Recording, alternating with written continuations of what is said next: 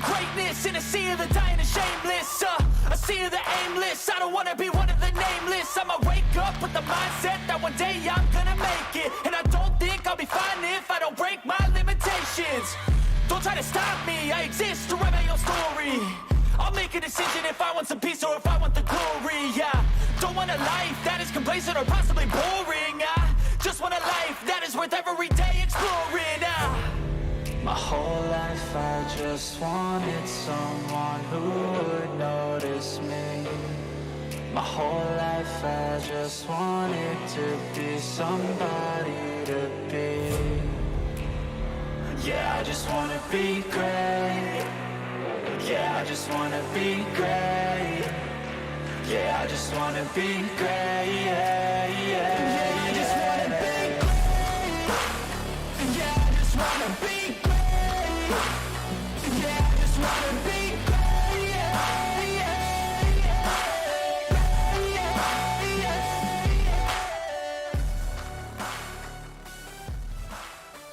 It was exactly a week ago. We sat here in the booth in Daytona and watched a wild ending to a Daytona 500, a controversial ending, if you will.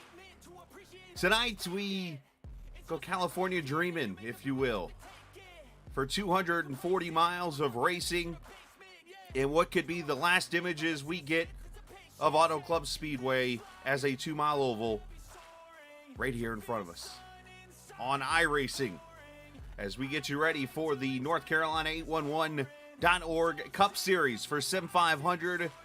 It is race number 2 tonight. And of course, the usual 79 degrees, 54% humidity, 2-mile-an-hour winds, partly cloudy skies. That is known as the iRacing default weather.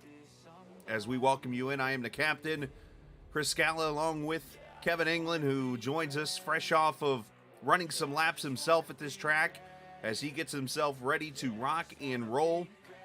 And Kevin, man, we got ourselves a pretty long race. It's actually 20 laps longer than any of the previous Cup races here for the Sim500 series. So that's a little bit of a twist because that's going to add to the strategies.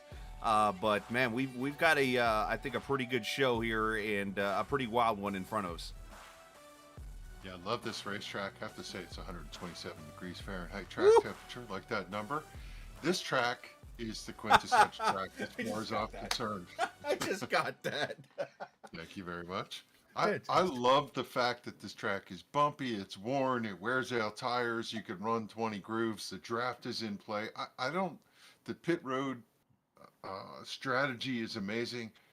You couldn't craft a better racetrack. It's so sad to see it go away from the schedule, so we're going to really have to soak this one in like a good beach day and enjoy it because we're going to see a whale of a race. It is going to be fun, and for those who didn't catch the joke, Kevin's number is 127. So, yeah, it took me a minute to get that, but we got it. So, if you joined us last week, Daytona 500, it came down to 2 drivers on the last lap of the race and some hodgepodge, argy-bargy, whatever you want to call it.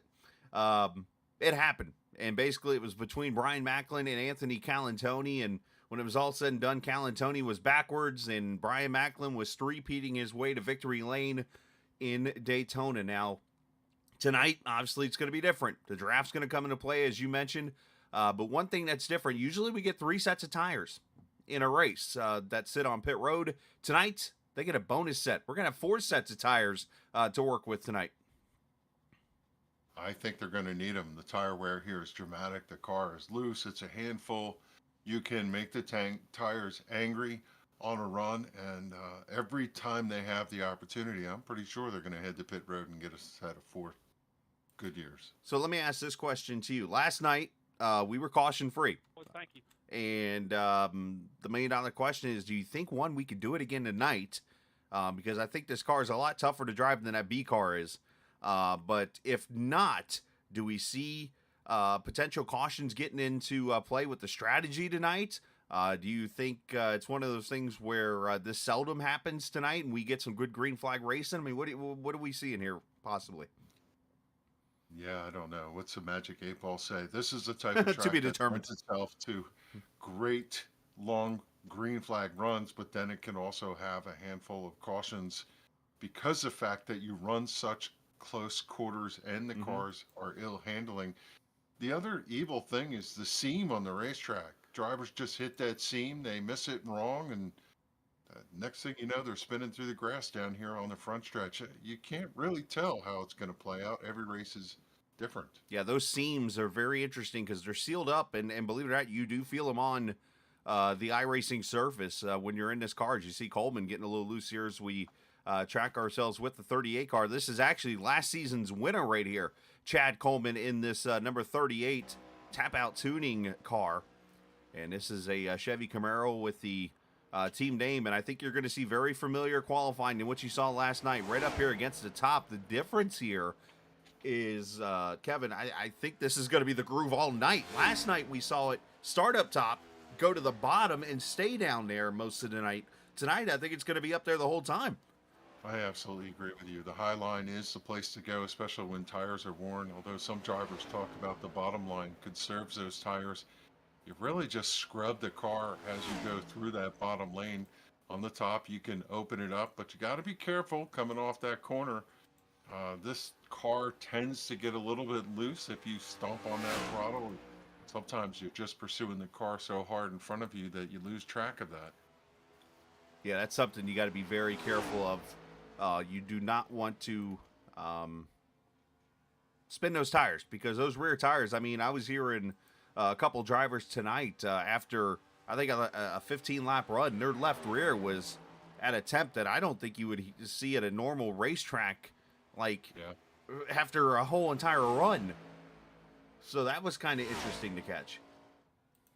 Yeah, right side tire wear and that left front tend to be rather even, but boy, that left rear tire drives off of that. And I'll tell you, these guys, they really need to mind their P's and Q's. Some of the things that we'll see maybe during this race is drivers run the low line for a lap, drivers run the high line for a lap, and they just keep exchanging that back and forth to get even tire wear across the long runs. Mike Kelly has gone to the top there in that NC811 number 2, a 41.07. Another great qualifying effort for him. Once again, Doy Woods. I'll call him Donnie Woods if you put Donnie Lee and Doy Woods together. They're 2 and 3, but let's jump down here to, where is he? Brian Macklin, because he's purple right now. Not like in the face, but like in his lap. And he's now getting loose in his personal comfort Camry, and now he just clonked the outside wall. So there goes that whole idea. Chasing the whole thing all the way through. Yeah, pretty much. But Brian, still, you can't take away the... watch that 60 car and see if he can snag it away. Your pole sitter from last week. Yeah, the 60 car who Tyler Dalton said, I gave him too much advice. Let's see. Clocked in there about 10th or so. He is 12th right now. Yeah, 41, 29 right now. So he's about a little over 2/10 off. And looks like he's going to be one and done because he's starting to slow her down there a little bit. So anyone else? Donnie Lee, a third clocked in. Yep. Coming off for his second lap here. Let's see where he lines up. 41.141 for Donnie on his first lap. Second lap, not as fast. So the first one's going to stand. And he's third on the provisional right now. Got about 12 seconds left in qualifying here, so...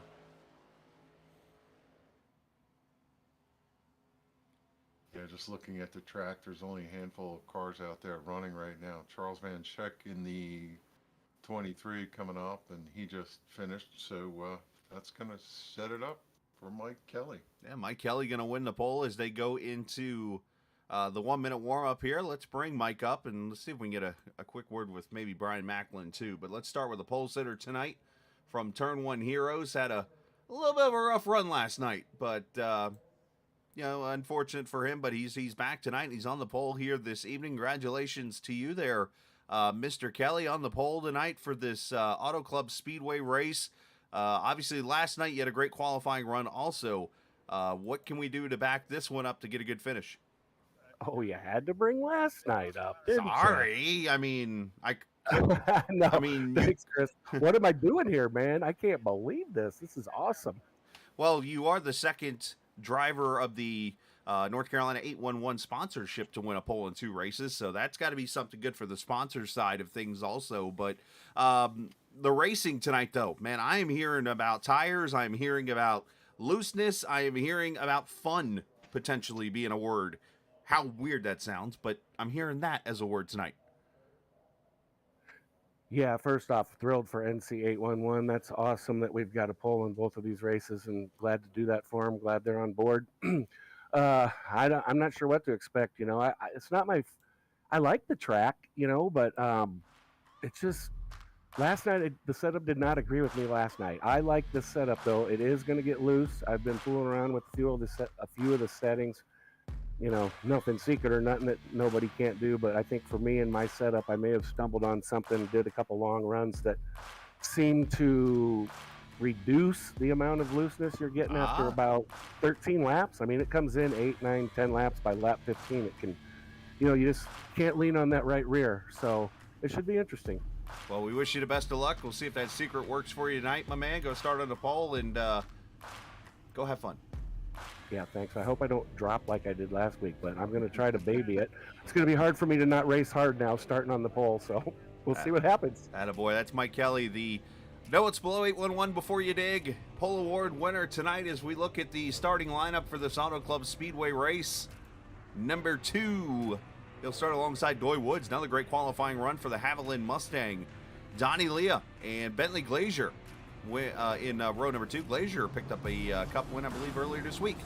Last night's winner, again, 2 for 3, Pedro Mojica alongside Kevin DeBrown. Jose Gonzalez, who had a rough run last night please. with Chris, Tyler Dalton. I've been yelled at by Mike. Let's get him down to his Turn 1 Heroes channel. There he goes. Okay. Row number 5, EJ O'Rourke and Bob Gillenwater there. Chad Coleman, Justin Mons taking row number 6. John Higman is in the 13th starting spot. Wesley Donaldson in the 91 starts 14th. 15th are Anthony Calantoni in the 84. Charles Woods starts in the 16th spot outside row 8. 17th starting spot for the 43 of Doug Roth. David Comstock runs 18th on the start here. 19th going to be Joe Hudson. Kevin Stone in the 17 going to start 20th tonight. As we look at the rest of the field, Stenzel, Montesi, Beasley, Yoakum going to be 21 through 24. Frary, Benfield, Eric Arnold, John Fowler, Glenn Campbell, Brian Wortman, Ron Holyfield, Joey Jatina had a top 10 last night. There's your Daytona winner. Brian Macklin, Scott Simley, Casey Duncan, Nelson Rivera, Jeff, the Ryans up there in row 19, Charles Van Schaik, Josh Parker, Derek Myers, Jimmy Coleman, Doug Sigmund, Jose Medina, Gerald Livingston. I think we're really going to have 45 cars start this race. Yes, we are. As the pace car is in from Auto Club Speedway, we go green in race number 2. 120 laps of distance as they charge to turn 1. We should see 3, maybe even 4 or 5 wide as they come out of turn 2. Everybody searching for a lane. As they come up 2 speed, they should hit 5th gear here as they run to the backstretch. As you see there's the race info. 120 laps, 240 miles. I did put 3 sets of tires. Well, they were graciously given a 4th. Fixed weather, as mentioned, 1 car in the infield almost already, and 100% fuel in these cars. Brian Wortman starting on pit road. As we see the 2 pulling out and going to lead lap number 1, it looks like here.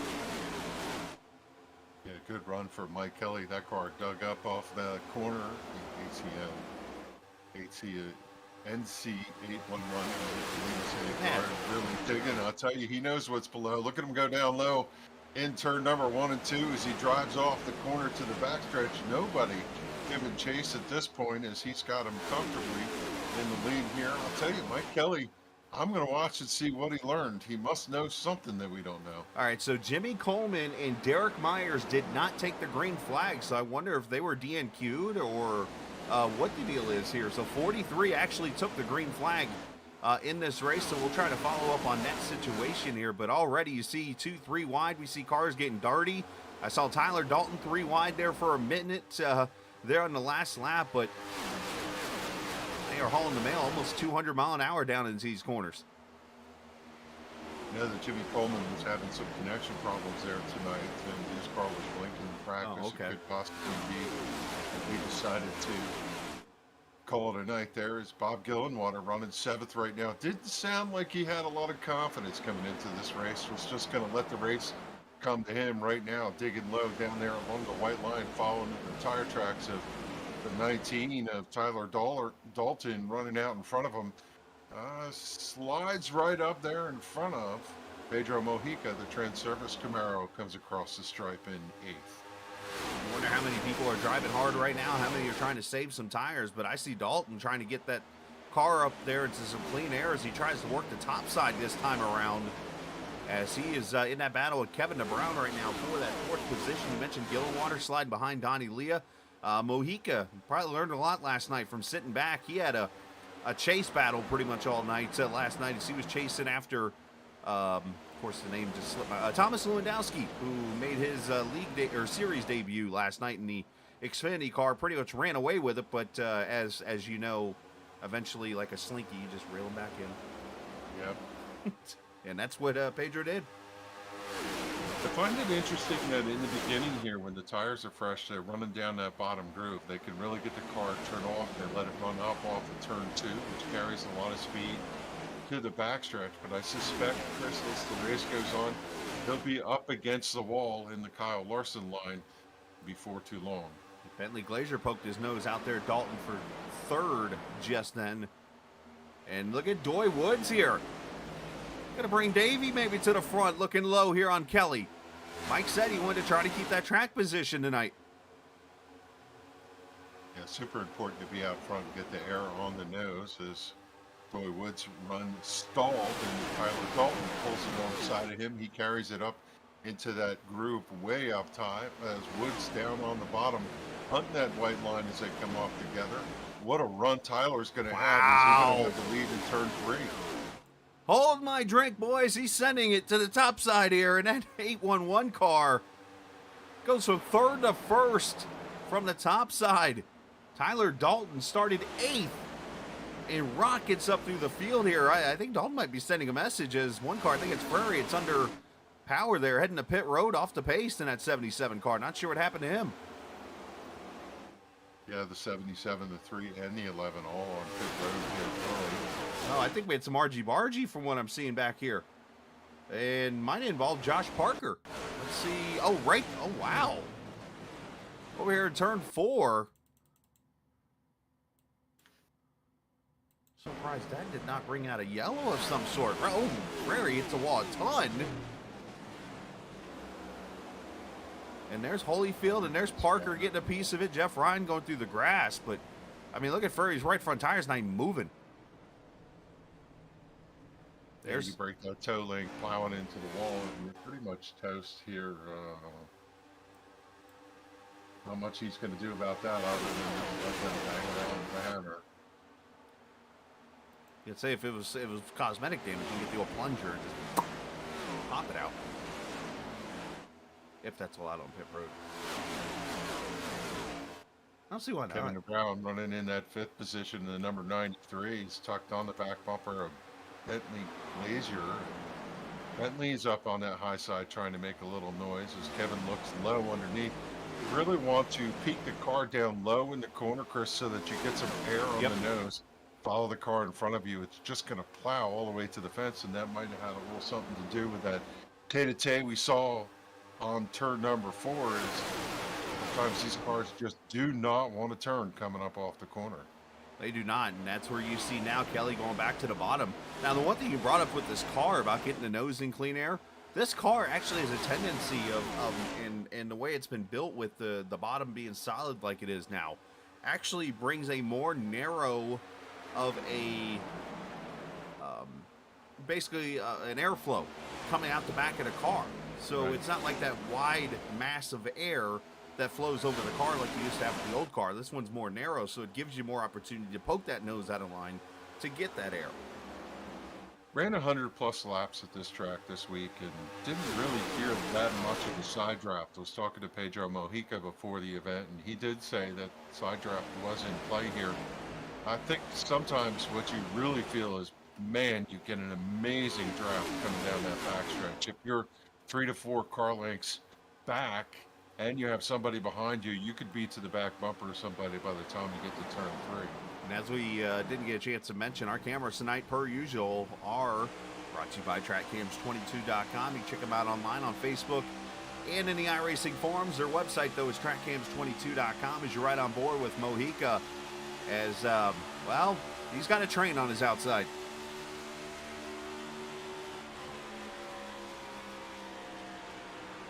One thing I heard last night, watching the race, that I don't remember hearing in the previous race at Auto Club in the next-gen car, was cars shifting from 5th to 4th mid-corner.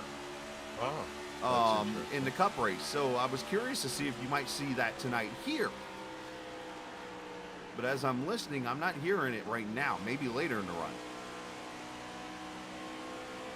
Nope, we got contact. Oh, on the Mike front Kelly! stretch. Tyler Dalton and Mike Kelly go around. Caution is out. Wow. And more cars wrecking. Stenzel's going around on the front straightaway. Would not have called that. The car really tight coming up off the corner, and then it suddenly breaks loose. Dalton, I think he just kind of checked up, bunched into the leader, Kevin DeBrown, and that brought him down into Kelly's path. All right, let's see if we can catch what happened. As you made mention, it looks like, oh, wow. Two cars going for the same real estate. That was a hard lick for both of them, though. That's got to be a hard break for both of them, because both of them have super strong cars and are going to run well at this type of racetrack. Yeah, let's watch into 3 and 4 here. You see, as Kevin makes the pass.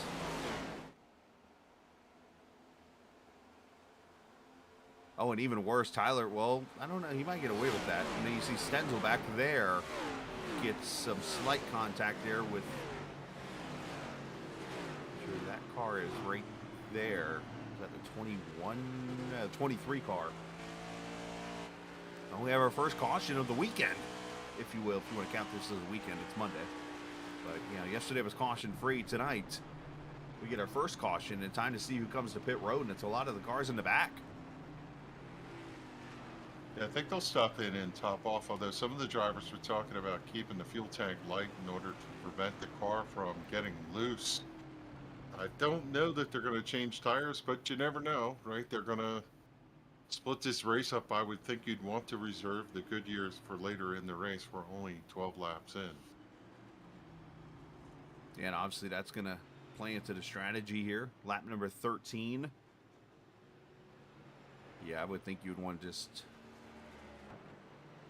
maybe add a little fuel or even just get damage fixed on some of these cars with the close racing and stuff. Yeah, Stenzel got into the back of the 48 of John Fowler, and it just kind of turned the car sideways, and it just did a little tank slapper there. I don't think there's going to be any appreciable damage to the personal comfort Camaro number 42. He's down and away, going to join back into the field. One of the things, Chris, that we know about this car is it's a tank. You can really slap it against the wall quite a few times, and it'll take that abuse as long as you don't break a toe link or smash a wheel. Yeah, you don't want to do that. But yeah, it'll hit whatever, and it'll survive some slight wall contact. It's kind of like the Xfinity cars, kind of the same way. The truck, not so much. But yeah, this thing can definitely hit something and be okay in the end here. So a lot of people can get the pit road and get the damage fixed after this first caution and be able to carry on. But man, what some wild racing there in this first green flag run there of what, 13 laps. And this being a 2-mile track, we should get a quick restart here and go right back racing. Yeah, Mike Kelly circles back around here, running 32nd on the scoring pile. On car looks okay. I would guess that he's going to have a long run through the field, and well, he talked about finding something. He's going to need it all now to see if he can get himself back up there and be in contention. Yeah, Kelly is unfortunately lost that track position. So is Tyler. But if we learned anything, he's got himself a rocket ship there, and if he don't have too much damage, he might be able to go topside again and make a lot of passes here as we get ready to go green. Aaron, I think I know where you're watching from the message he sent me. Aaron Thomas is watching, and I think he's at my other employer, and he's trying to figure out about a lost package. Understood. Now, I have an idea of why it got lost, but I'm not going to go out on the air and say why. So, as we come back to the green here in lap number 14, after the first caution here, as we got Kevin DeBrown, Bentley Glazier, Doy Woods, Donnie Leah, Pedro Mojica, your top 5. There's an interesting dynamic for these drivers that topped off. Several drivers did stay out, so now we have and have-nots. If we get a long run to the end of this, it's going to change the pit strategy for a couple of these cars and open up some options. Although they're going to have to come from the back to do that. I just don't know how they come off of turn 2 sometimes the way they do when they're running 3 and 4 wide like that. You just got to trust your spotter if you have one, and I hope you do. But just looking at the times here on pit road, I'm thinking that Kelly, Yoakum, Tommy Ryan, Scott Stenzel, a lot of these guys probably did take a set of tires here. We'll have to see. The beauty of this racetrack, bottom line, second line, fourth line, fifth line. I mean, we see guys right up along the outside. Mike Kelly digging down there on the bottom. He's got a car sideways in front of him. Oh, they're 5 deep. 24 of Medina. They're 4 deep. Back here with Mike Kelly, Yeah. 24 about went for the infield. He's making some hay down there on the bottom of the white line there, underneath Joey Jatina right now. Charles Woods in that battle. I'm noticing the car does get a little darty at times. I'm seeing that coming out of these cars here. Restarted in 32nd is up to 24th. There's Mike Kelly. Yeah, I think he's got tires probably on that bad boy, but he's got to be patient. Don't burn him up trying to get through the field, because then you're going to have nothing when you get to the front. Take your time. Contrast to that, Yeah, go ahead. Dalton is back there in 36. And, of course, there's the question of how much damage does that 19 car have. As you see Joey Jatina, you see this the different angles of how people race this track also here. You watch Yoakum driving in her deep. Jatina just eases into the corner, and you just see the just different variations of what's the word I'm looking for here? Not strategies, but just the ways they drive. It's one of those racetracks that when you come off of turn 4, the outside lane is open and you can let the car sweep up. You don't grind the tires as much. But some of these guys that are really driving the car and running it hard down on the bottom, I think we're going to see comers and goers as this race goes on. I see how hard some of these drivers are running the bottom, especially up out of turn 4. The car starts to get loose. You heat that tire up. Yeah, we saw a lot of drivers get loose on a long run in this particular configuration. Eric Arnold getting loose on the front straightaway there. Almost went to pit road, actually into the wall. Another car spinning in the back. Is Richard Beasley in a 10. The Tide Ride goes around. And that's going to bring our second caution out. Ah, no! Hey, when that happens. Sounds like a hoedown call. Swing your fire. I mean, it's... Oh! That was good. Ooh, who got the T-bone there? Somebody clobbered his left rear there. We saw the end of the accident there. Let's see if we can back it up here. But, you know, it looks like it's going to stem from the air. Oh, wow. Eric Arnold doing a rendition of the wreck that made social media, it seems like. This week there was a NIS race. And I look on Twitter, and this guy's getting blasted by somebody for a wreck similar to this one. To watch Eric Arnold, the guy like playing the role of Eric Arnold here, got literally blasted by the guy he hit. Because he got loose down here, and Arnold's trying to control the car, and ends up all the way back up here. And Beasley hits him. And unfortunately for Beasley, he got clobbered by somebody. Right there.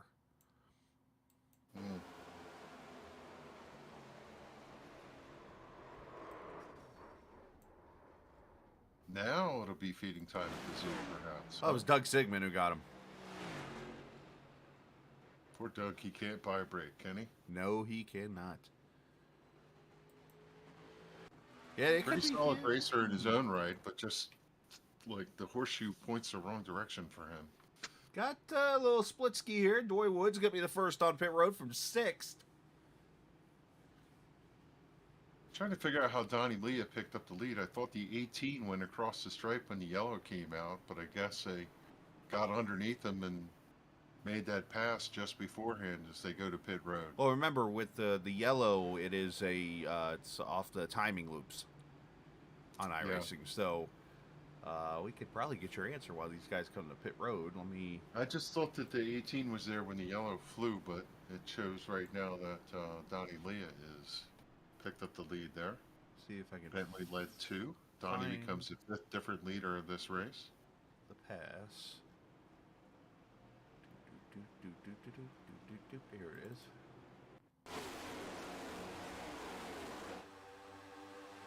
Well, Donnie took him 3 deep up the middle.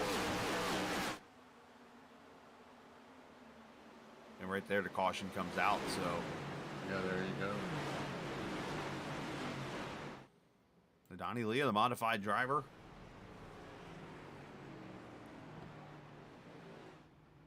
Curious to ask Donnie if he's running any this year. Last year he ran a couple tour races. I'd like to hear his thoughts of that race that happened at New Smyrna a couple weeks ago. That was a fantastic modified race. Yeah.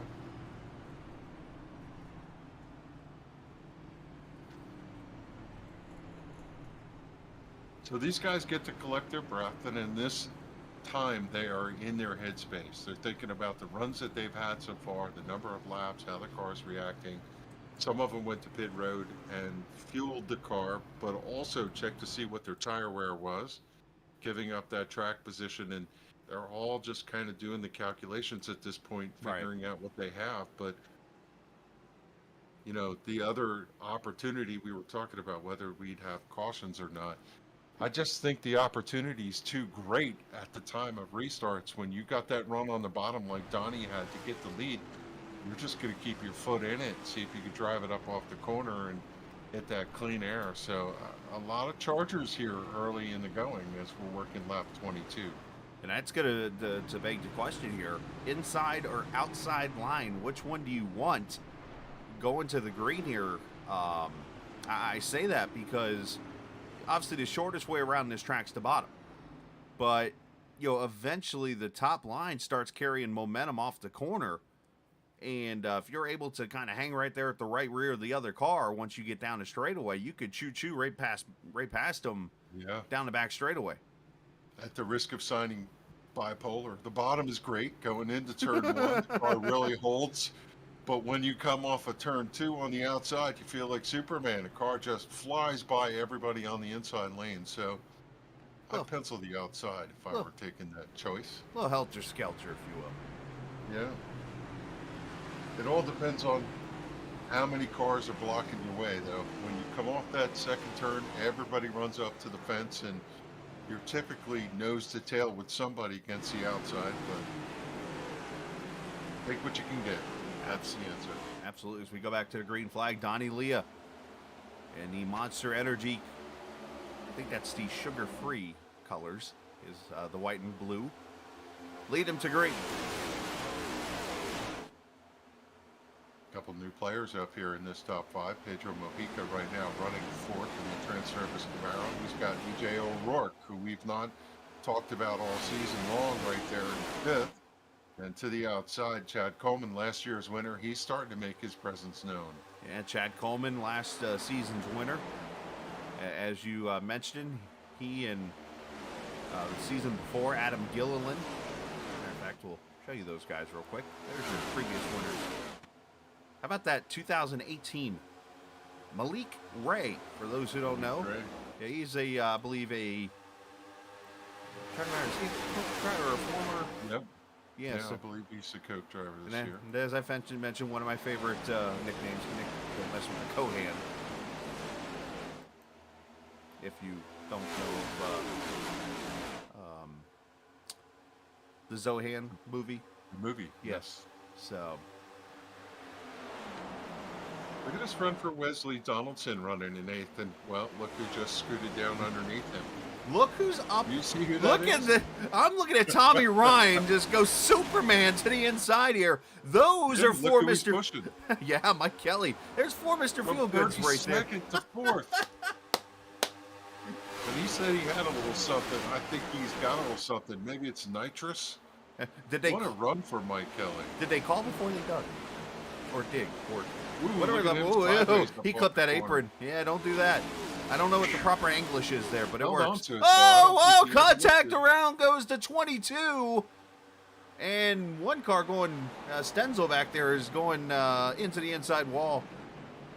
I saw one car get the outside wall and get into the side of Rivera. Joey Jatina getting a piece of this. Might have been John Fowler who broke loose. Yeah, John Fowler trying to catch the car, got tagged and snagged the LaRue number 22. Snag a LaRue. And one car, who is this that goes down and tags a wall? Maybe the Scott Stenzel car really made pretty good contact down there on the bottom. Yes, Stenzel unfortunately was getting his The Who on with Pinball Wizard into the outside wall and into the inside wall, and we How about that? Another caution. I would not have anticipated this, but it's not a surprise. As hard as these cars are to drive at this racetrack coming up off the corner, how they break loose on worn tires or whatever. right. Here we are working a caution again. And yet, you know what? Yeah, I saw him get loose in the middle there, and I'm sorry. Wow, he got who was that? That clobbered that green car, and he gets clobbered again. We're at each other even later. You know what? The 48 had himself in a bad spot there. I hate to say that, like not in a criticizing way, but like John Fowler, when you're racing at a track like Auto Club, yes, you're trying to find clean air on a car, but you're also in a spot where you either want to be at the bottom or you want to be at the top.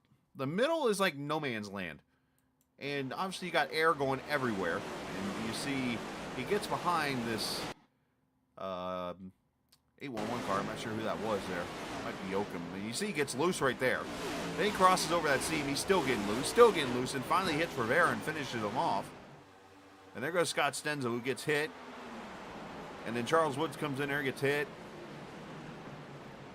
I mean, Yeah, right at the exit of turn 2, his left rear was on that seam, and the car broke loose. He came back out, started to drive the car up off the corner, and got to seam again as the car broke loose, and then it slid up across the outside lane, and he got contacted and gone from there. Let me get you a better angle here. And you know who else I think? It's tricky to hold your line in there too when you got someone on your left rear quarter panel as the 4 was.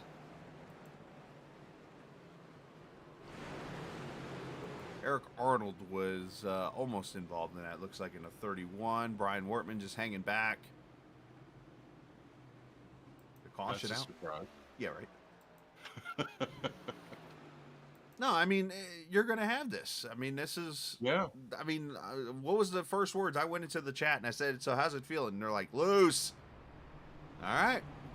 And you know what? When you're on a worn out surface like this, you're going to have issues. When you're on a seat, when you got a car that lacks the front downforce that this car has, you're going to lose traction and stuff. And these guys are having a tough time with it. I mean, let's look at track temp here real quickly. 128 degrees. So this track is all types of slickery. Yeah, and there's really not much that Kevin Stone could have done. Oh, no. You know, that the Fowler machine slid up in front of him and he just tagged him. But like we saw in the Cup race yesterday, all you need to do is just touch a car coming up off the corner right there and it's going to send it around. Well, yeah, and of course with the, you know, with the looseness of the car, as you mentioned, and I mean, you're already driving a car almost on its right rear. I mean, you're in yaw, so I mean, you could go up there and touch I mean, you could literally just tap it with your finger if you could, and the thing would probably spin around. I mean, it's like amazing the features with this car and what happens. But that's what the drivers wanted. They wanted a car that they had to go out there and fight with. And a pretty interesting dynamic here too, which cautions lead to cautions, and there might be a little bit of truth to that because top 15 drivers did not pit. They got new tires behind them probably from 16th on. You got Jose Gonzalez back there, Joy Woods, Josh Parker, all fast cars coming to the restart that are going to make hay here as the green drops if they've got fresh tires. Yeah, the highest car with tires is actually Mike Kelly and Tommy Ryan, which is back at row number 3 right now, as Leah leads them back to the green flag. So let's watch this 2 and this 99 as they're going to roll the bottom side here, likely.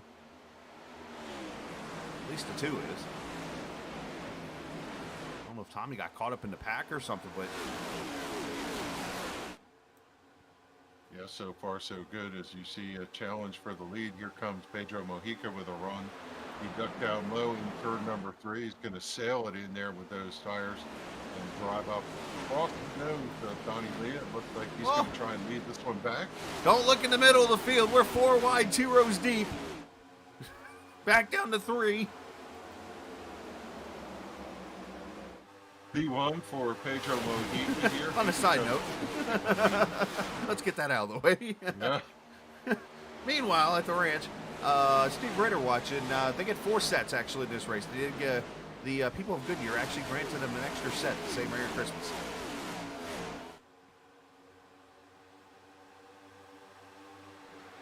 Mike Kelly just gone in the lead, so add him to the list as he gets back to the front with those 4 Mr. Feelgoods. They, being Kelly and Tommy Ryan, need this race to stay green. The more yellows, the more it kind of disadvantages that tire run they have. They need to just run away now. Yeah, Pedro got 1 lap and then they exposed to him, and I'll tell you, what a run from Mike Kelly. What a recovery. He said he was going to be fast. Here comes Ryan to the bottom, slip sliding away. Turn number 2. It's like Simon and Garfunkel over there. Now, where did Tommy Ryan start, must you ask? 37th. Sorry, 38th in this race. Typically, when you start that far back, you've really got to shovel and dug yourself a hole. But he knows what the low that call 811. Oh, they're flying. He's up to 2nd. He just needs 1 more. But looking at another call 811 car out of front windshield. We ride with the Daytona 500 champion Brian Macklin low side, and oh, look who he just passed, Anthony Calantoni. Oh, he picked an ironic time to join that battle. Macklin passed him with ease, it looks like. Now to the inside of Mons, up 18, make that 19 positions now in that number 30. Austin, I believe we've had 43 start. Is Jimmy Coleman actually? Jimmy Coleman's actually out there running laps, so technically now 44 cars have started.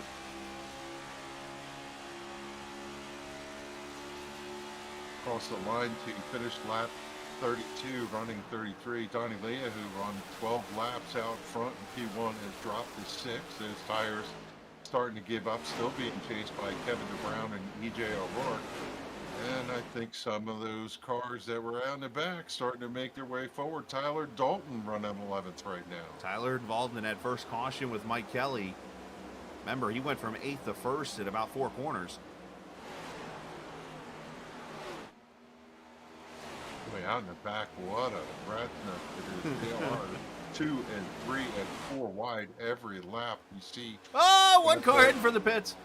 Oh, That is Mike. No, it's Kevin Stone. What a save. He was heading right for those barrels. They're no fun to hit. No. You know. Ask Brandon Jones. But you can ask him. Yeah, Jose Medina and the 31 of Eric Arnold. They're 4 wide back there with the 6 and the 40 car is. They are elbows up out here in the back. Is this Auto Club Speedway or the 101? Yeah. Or the 5 or the 10?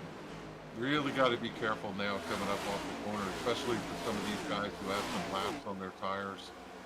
You don't want to make the tires angry because then the car will be loose for about 5 to 6 laps while you try to pull them off. One of the most underrated things, especially at a track like this, when you're in a pack like this during a race, is your spotter. And the reason why I say that is because you got people in this room that run the traditional iRacing spotter. You've got people in this room that maybe run those Jimmy Johnson, Dale Jr. spotter packs. You've got some that maybe use the crew chief app. You've got some that maybe actually have a human. If so, the human might be the best way to go on this track. And the reason why I say that is because iRacing only has 2 and 3 wide. Even the crew chief app and those are only 2 and 3 wide. So if you're hypothetically 4 wide in the middle, the only way you're going to know you're 4 wide in the middle is if you can find a way to look around real quick. Or 2, have somebody in the booth with you saying, dude, you're 4 wide in the middle. Yeah. Situational awareness is about the only thing you have going on. As Mons sideways out of turn number 2. He was against the wall last time, but he gathers it up. He's going to lose a little space as Stoney Benfield runs by in the number 75. That's back about the 20th position. Right there. You mentioned it. Galantoni, Bentley Glazier, Justin Mons, Eric Arnold. As we Not a lot of noise here from Josh Parker. We typically see him run through some of these fast racetracks and get up there and mix it up. But right now, he's mired back in 18th. Hey, look at what we got up front here. Doy Woods has gone to the inside of Tommy Ryan, and he's going to take the second position away. So he's pretty much let these guys burn their tires off running away from here, and Doy has come up here, and he got something figured out here in this Haviland Ford. Yeah, some drivers said they didn't like the bottom, but he is going to town there. The car is completely in a yaw coming up out of turn 4, and he's going to pick up the lead. He's going to lead for the first time here tonight on lap 37. Now, for those wondering, like Pedro Mojica, where'd he go? All these different drivers coming through the field. This is all people who are pitted in these 3 cautions. You got Doy Woods. He pitted at lap 20, the second caution. Mike Kelly at the first caution, along with Tommy Ryan. Jose Gonzalez, Bob Gillenwater. Those 2, third and fourth and fifth, those 2 pitted at lap 20. You've got Glenn Campbell at lap 20, and then the first from lap 26 is Brian Macklin, who's now 7th. Joey Jattina's up to 9th. Rivera up to 10th. So because of that, Mojica is now 12th. Donnie Leah 13th. What's the benefit of this? They've still got 4 sets of tires sitting there waiting on them.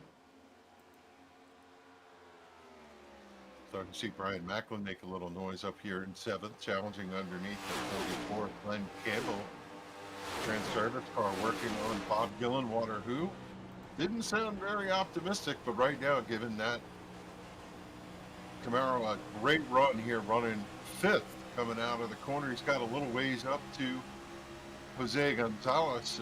I think, if I remember right, Jose led the most laps here last year and always has a good car when we come to California. Glenn Campbell swiped through the outside there and completed the pass on Macklin as we ride on board the Personal Comfort Camry. This is just great racing. How about this run for the boss man running tonight, Joey Jatika? Notice the trend here I'm seeing? A lot of cars that maybe were involved in a little bit earlier, like scrape-ups or accidents. Those are the guys running up front now. I mean, Kelly, obviously Tyler Dalton, who's 8th. Jatina was in that last caution on the back straightaway. He's now 9th. Rivera, remember, he was the one to get tagged by the 48. He's 10th now. So I think you're seeing these guys that are taking advantage of these fresher tires right now. What do these guys need? It's simple. They need a long run. If this race can go now for a while, you're going to see people like Donnie Leah, Pedro Mojica. These guys are going to be pitting probably in the next 5 to 10 laps. And when that happens, they're going to be a lap down.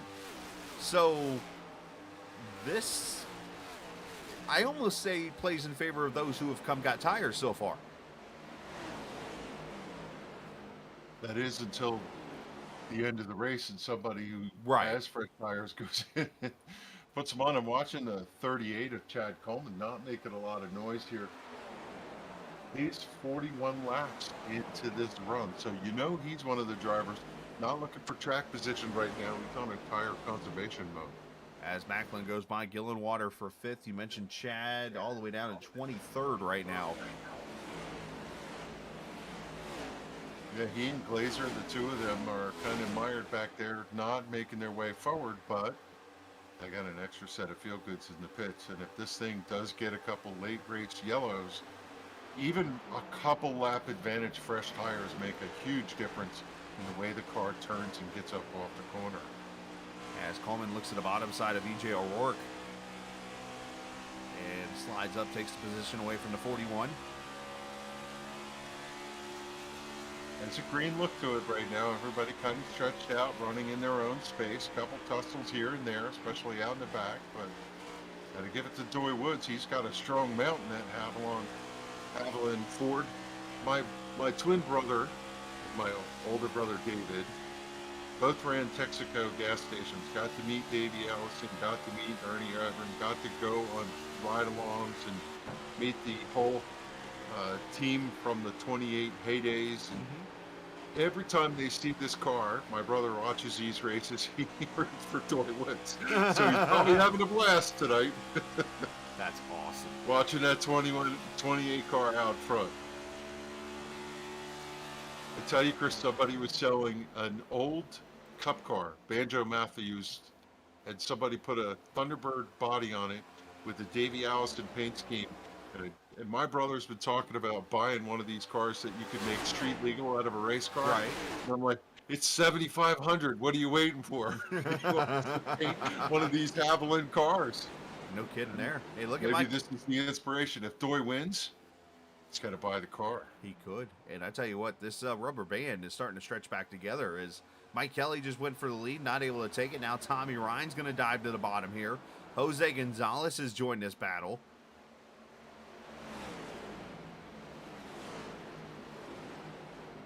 Great racing here. Whoa, everybody's skating. The question is he going to lead this lap? I think he is. Tommy did, yeah. Another lead change to the list. 9th different leader tonight, if my stats are right.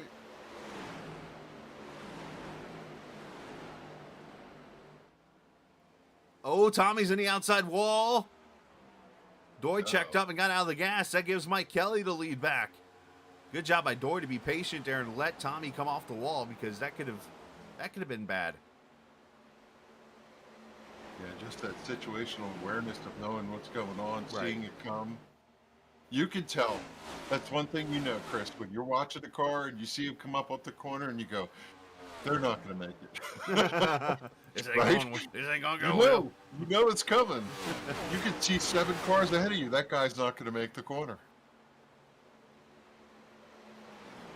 And the field coming back together, 1 through 8, all of 1.6 seconds back. Here comes Jose. 3rd position for Jose Gonzalez, sliding underneath Doy Woods. He don't have the position yet, but as he drives into the corner, I think he's going to clear him. He's got Macklin following him through. These two run nose to tail. You can run tandem drafts here at this racetrack. Something tells me that might not be such a great idea. How about Bob Gillenwater? He sounded like put a shovel over him. He was not going to run well at this racetrack. He just had zero confidence. He has a lot of humility, but a lot of times you can see the glint in his eye when he's talking a little bit. He talked about being out to lunch, and here he is in 5th position. Sometimes all you need is a car that cooperates with you, and all of a sudden you can have the confidence. It's Doy. You wonder if his tires have maybe given up on him, but here comes Glenn Campbell, and here comes Tyler Dalton right there with him.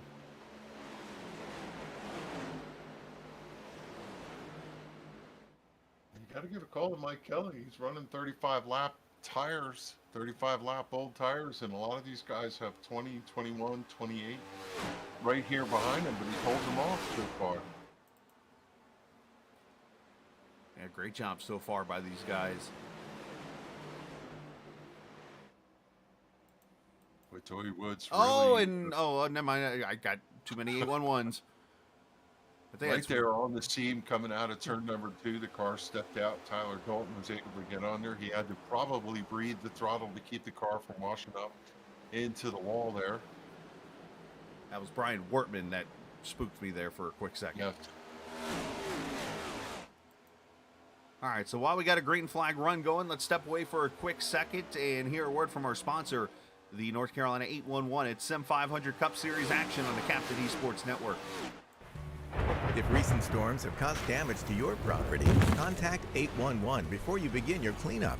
Buried utilities around uprooted trees can make a bad situation worse if those lines are not located before digging. Electric, natural gas, and internet lines are everywhere, and knowing where they are is the safest way to start any digging project. Call North Carolina 811 by dialing 811 or by using single address ticket on nc811.org or the NC811 app.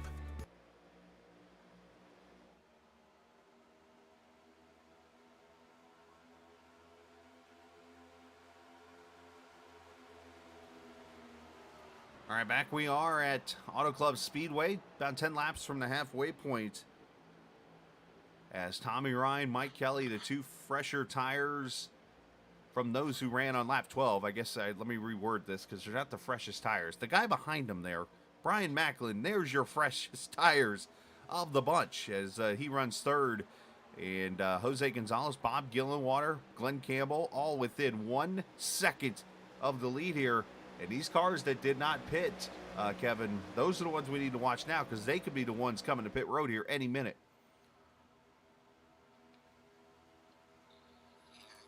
45 to maybe 50 if you were running in the draft and lifting. But a lot of these guys are running hammer down right now to try and make lap time. So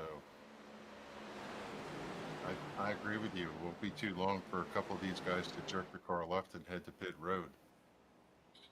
Pretty easy pit road to get on here, Chris. So to say, 55 miles an hour on the pit road speed. You have plenty of time to slow down. Big, huge boxes to get into. You generally don't slide through your pit. I agree with that to a point, but those are the kind of pit roads that seem to invite you to drive it in deep. Yes. And what happens in the end?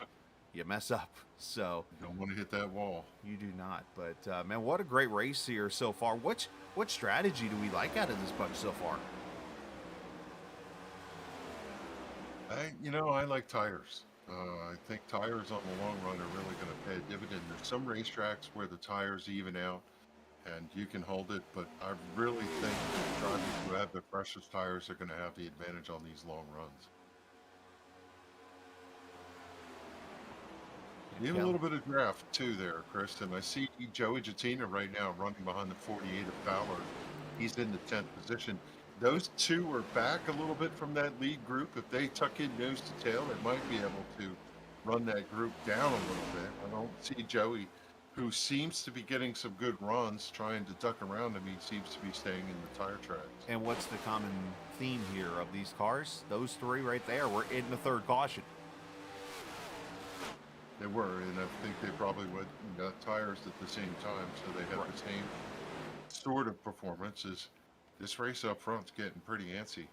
It is. We jump back up here. Brian Macklin is joining his battle now as he's inside of Tommy Ryan for the second position, the 811 versus personal comfort battle here. And there's Bob Gillenwater sliding into P4 as Kevin DeBrown comes to pit road. So here's the first car of those on the I haven't pitted yet strategy, I guess we'll call it. Lap 53. You don't know if that's going to bite these guys tonight. We'll have to see how this plays out. If they become one lap down and the crosser comes out, if a couple of them are on that strategy, then somebody's going to get the lucky dog. The rest of them are going to get the crying towel. Something is wrong with Kevin DeBrown. Did he speed on pit road? That would be ironic after we just said, well, this pit road's inviting. But he's still sitting there. 71 Casey Duncan in, 4 tires and fuel going in his Serve Pro Toyota. The service done as Chad Coleman calling to pit road, so is the 18 of Glazer. 71 down and away. Duncan, good pit stop for him.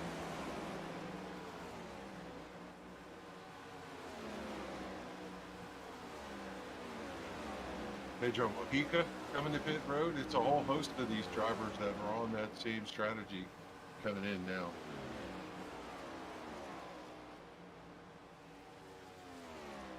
Donnie Leah's in that pack. Wesley Donaldson's in that pack. David Comstock, another team name driver.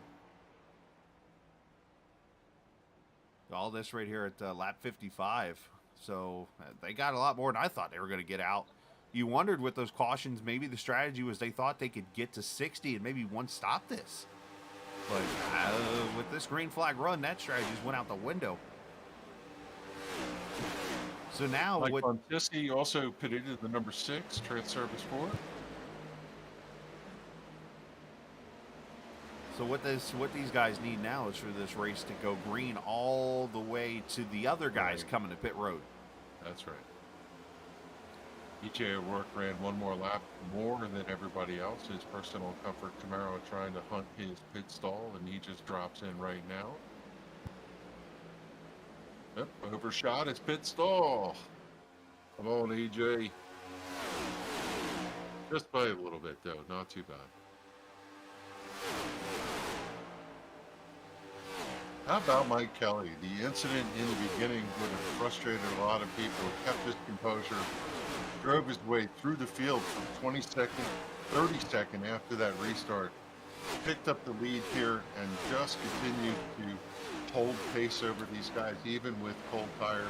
Lap 46, he's 11 laps into this run out front, and with 46 lap old tires, that's a pretty good run for that number 2 Camaro. Well, remember, Mike did say he found something after about 10 laps. So you wonder if this is part of that. Him and Tommy maybe have found it together, and they're working on this. But here's the couple questions I have here. So one, do you think this shortens up the strategy of these cars here to have to come to pit road knowing that you've got these fast guys of Mojica, Calantoni, Donnie Leah, those guys with 4 fresh tires right now roaring through this field like a bat out of habit? Or two, does it urge you to just keep going as long as you can? As you see right there, there's who is that going by the leaders to yeah, so there's Kevin DeBrown. Here comes Mojica. These guys are just passing like they're going 75 on the highway and you're going 45. Yeah, they do go zipping by when they have fresh tires, and boy, do they drive off from you. Kelly, he's 47 laps into this run. I think he's going to have to go to pit road in a moment now. So Mojica just ran the fastest lap of the race at a 41.30. So I'm trying to, you know what, let's I don't get to do this often. I like it when I get to do this. Let's pull up the old pit board here and see what we're looking at here. So bang, there's your top 10 right now. So you see Kelly and Ryan pitted at lap 12. And then, right on cue, here they come to pit road. So this is 47 laps. They said between 45 and 50, and it's 47, smack dab right in the middle. Well, technically it'd be 47 and a half, but you can't do the half. Can't do it. Green flag on the backstretch. Green flag on the backstretch. Finish line is 47 and a half now. 7 times 13 is 28. More Abbott Costello for everybody. So Bobby Gillenwater leading here at the halfway point. Remember, if this was last season, there'd be bonus points there, but hate to break it to Bob. So 4 tires and fuel for Kelly and Tommy Ryan. So in this situation plays out for Mojica and those guys to get these guys on pit road. But like I said, they need this race to go. So let's use the 47 number here. So 26 and 47. Here's some math real quick. I believe would be 73.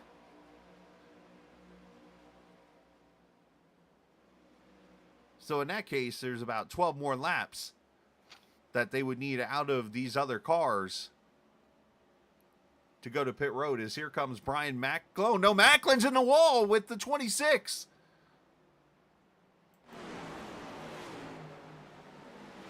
The Daytona 500 winner smashing the right side of that car up.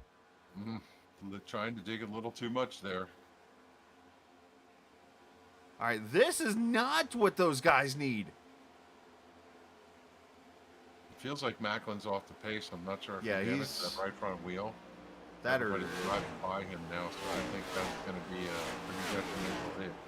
He hooked the car left and it swung back and it hit right with that front nose, and that just kills the car. Oh no. Let's see if I can get you a replay here on the stream. Yeah, he's begging for a costume. He's throwing Robar padding out, bottles, whatever he can to see if he can get himself something. We have a pair of He might be underbritches just so flying far out. What in the world? Awkward. Yeah, what you're seeing at this point is a lot of these drivers who pitted, they really need to get around Tyler Dalton, who's our current leader. It was Bob Gillenwater that got the wall. Ah, This actually escalated real quickly here. Let's a lot of things happened right here. So Chad Coleman is there in the 38 here. He goes to the outside of Bob. And this is happening right as Tommy and Kelly are coming off pit road here. You know what? Bob catches a seam, I think. yeah. Smashes the outside wall hard. And then nowhere to go. Brian gets in there, and is that Campbell there behind him, I think? And then Gonzalez, nowhere to go. You could see everybody behind him ducking for that Linfield run to make sure they could stay out of that. Thankfully, that's asphalt now, because back in the day, that was grass. But let's see. I want to watch Bob here. So watch his left side tires right here going over that seam. He's okay there. But then the right side tires hit that seam. And then the lefts, and look what happens. You want to try to cross over these seams when you're driving as straight as possible. That's why you'll notice when these cars are running, they are literally through the corner. They're between the seams, and then they're trying to be straight coming off as Tyler Dalton back to the front in this race. Yeah, he's 46 laps into the run here, so chances are he's hanging the hand out the window and he's going to make that left-hand turn this lap or the next. You gonna make me sing here in a second? Chances are... I'm sorry.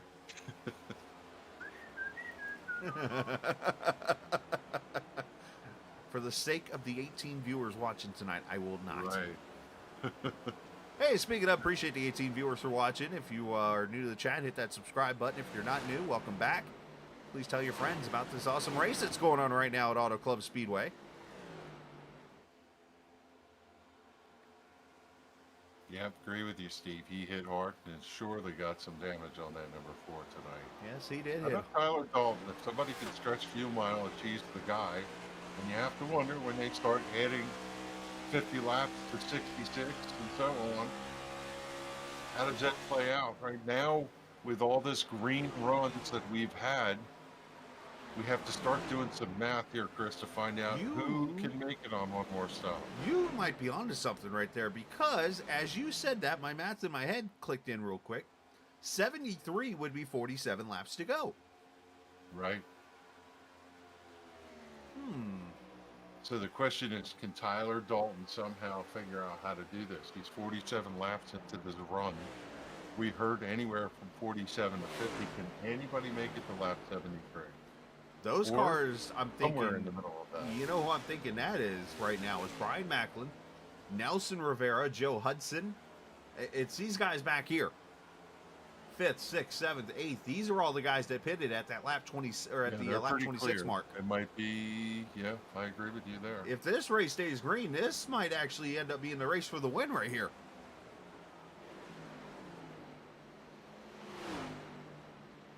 Track looks like a conveyor belt right now. Not a lot of side-by-side racing. Everybody kind of laid out all over the place. What we do see is cars with tires, cars without tires. Some are struggling, but there's so much racetrack you can go low. You kind of know, Chris, when you pull up to somebody, if they're carrying speed, you just pick a lane to go away from them. Pretty much, yeah, as Josh Parker comes to pit road in the 81 car. Challenge lies when car gets loose. Maybe you see somebody to the outside, you hold it down on the bottom, and it steps out on you, and you end up sliding through the grass down here on the front stretch.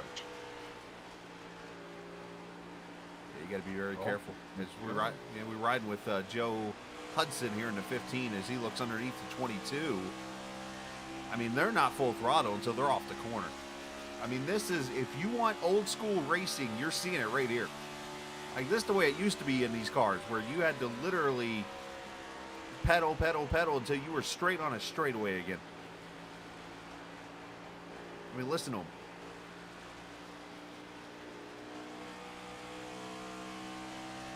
That is how you drive this car too. You stab the gas a little here and there to get it to rotate through the center of the corner so that you're riding off the right side coming off the corner and not wearing that left out as Tyler Dalton continues to make laps around here. A moment ago he was behind Glenn Campbell. I would have thought he would have stayed right there tucked in with him to get a little bit of a draft, but drove around him. I wonder if Campbell was kind of slowing up too. Is maybe they're trying to work with each other to save some fuel here. Rivera getting around Doy Woods now for the 5th position. There's great racing everywhere around here. Really, the two of them are on the same strategy, Dalton and Campbell, so. All right, let's show the pit board again here of what we got here. So Tyler Dalton pitted at 20. Right now he's at 70, so he's actually at the 50 lap mark right now. 50 laps, yeah. That's impressive. And then which 50, that if you can get to 50, this opens the window up for those guys now. Yeah, they're done. They can pit and call themselves covered. If they made 50 here, they can make 50 in the future. But how much did they have to save under that yellow, which they won't be able to save because they're in green the whole time? You see Josh Parker go flying by with the 4 balonies. You see Macklin pitted at 26, Rivera at 26 at that caution, Joe Hudson there at 27. And you see Wood, Stenzel. So right now, this could end up being the battle for the lead. Is the Dalton, Campbell, Gonzalez, Macklin? Yeah, it all depends on where these leaders slot out when they finally have to go to pit road. And whether a caution falls here in the next lap or so. Now, I'm going to throw this out there also for those keeping track here. I know that there's a lot of strategy going on here. I'm just trying to throw everything out there. So, oh my gosh, that's a tight window. Jeff Ryan just literally put that thing paper thin between the 15 and the wall. 44 looks a little slow down there on the backstretch. He's either saving fuel or running out. Did you say the 24? 44, Campbell running second. I think he's pedaling the car a little bit. Tyler Dalton's driving away from him. Now, I'm starting to say, yes, I know we've got a lot of strategies we're talking about and things like that as Doy Woods comes to pit road. So here's the first of the leaders coming in right now with the second strategy, if you will. Here's another one. Let's add this to the list. So we got the guys here that think they can go all the way. We've got the guys with a little more cushion behind them. And then we get the guys with the first window. The ones in the first window, do they potentially have a chance with the tires to get back up to the front? Because I look at Mojica right now. He's only about 11 seconds or so back, I believe, as Campbell and Gonzalez come to pit road here. I'm sorry, he's about 17 seconds back right now. Is Kelly, Mojica, Tommy Ryan, those guys from the lead pack. Could they find a strategy to get tires on the car at the right point to sail up there and catch the leaders at the end? Let's add that slice of the cake to it now. I need a whiteboard. Right? Charles Van Schuck in the 23 gives up 12th position, pitted. Now he's going to roll out here. As now we're going to get a sense of it when we see how Glenn Campbell comes out. Now, viewers, feel free. As Tyler Dalton, here comes the leader to pit road. Viewers, feel free to share your thoughts on what you've seen so far. If you're as confused as we are, that's totally okay. And you got to remember, 54 laps. 54 laps for Tyler Dalton. That's pretty amazing. Which, what, 50 of those have been green? 51? Picked up the lead here on lap 62 and he's going to relinquish it on lap 75. You know he's going to take 4 tires in fuel. Does he have to fill the tank completely full? Yeah, you've got no choice here. You've got no... Well, yeah, I think you have to. Yeah, I think if you're taking 4, you might as well pack it. Because at this point, you're going hard, I think. Or at least at a pace that saves your tires. All three-peat picks up the lead here. Brian Macklin is going to be out front. Yeah, he's coming to pit road here. He's going to bring Rivera. He's going to bring Charles Woods there in that number 40 car to pit road. Joe Hudson in the 15 picks up the lead. Hey, Casey Carrington brings up a great point on chat. He says, I'm puzzled. I've seen drivers make green flag pit stops without wrecking themselves or others. I didn't think that was possible. It's a fair point. Very fair point.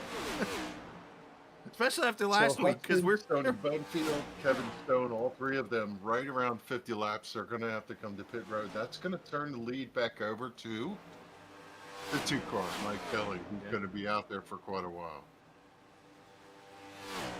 Right now, Mike Kelly looks like he's in the catbird seat, which would potentially put Mike Kelly as the first multi-series winner of 2023. I believe he would win the won the Xfinity race at Daytona, or Xfinity, the Grand National Series race from North Carolina 811, and then potentially the Cup race tonight.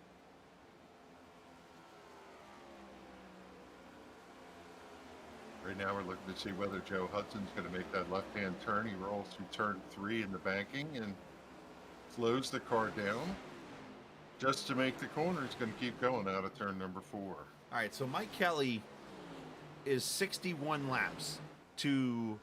he pitted at 61 laps to go. So my guess is Mike is going to pit in about 12 laps. Right at lap 90, which would give him 30 laps to get to the lead. And it would also allow him not to have to regular fill his car. I think that's a pretty tall tale there, don't you? It is. But you know what? This might be one of those, you got to stop the bleeding and understand that you might not be about to win this race, but at least you could still salvage a top 10 with the fresher tires.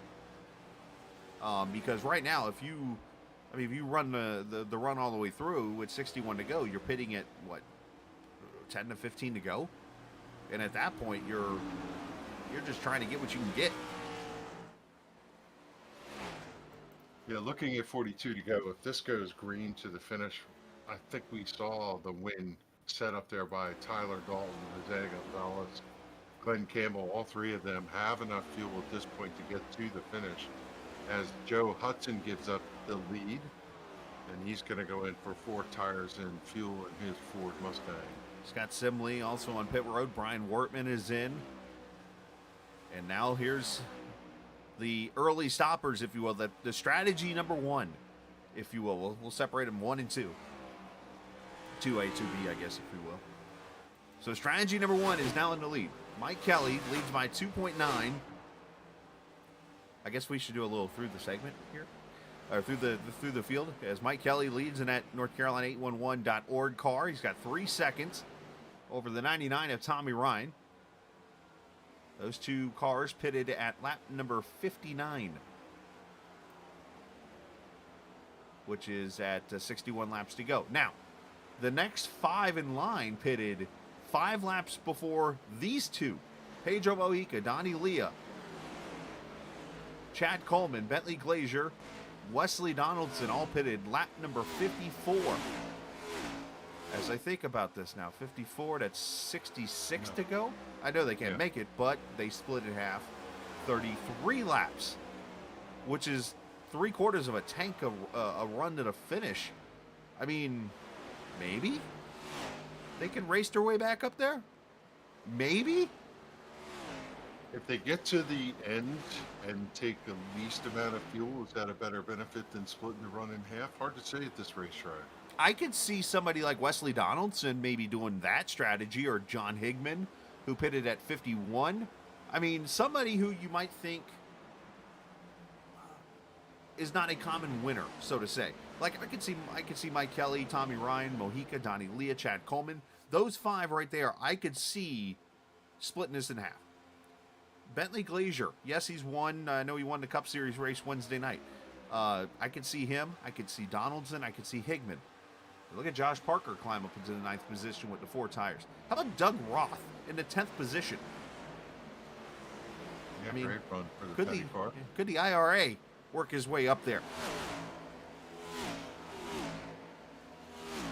I mean, Kind so of keeping an eye on Tyler Dalton running 12th right now. That car is really hustling. Now the question is, how hard is he running compared to Jose Gonzalez, who's back about half a straight away from him in the 26. Jose seems to be kind of baby in the car.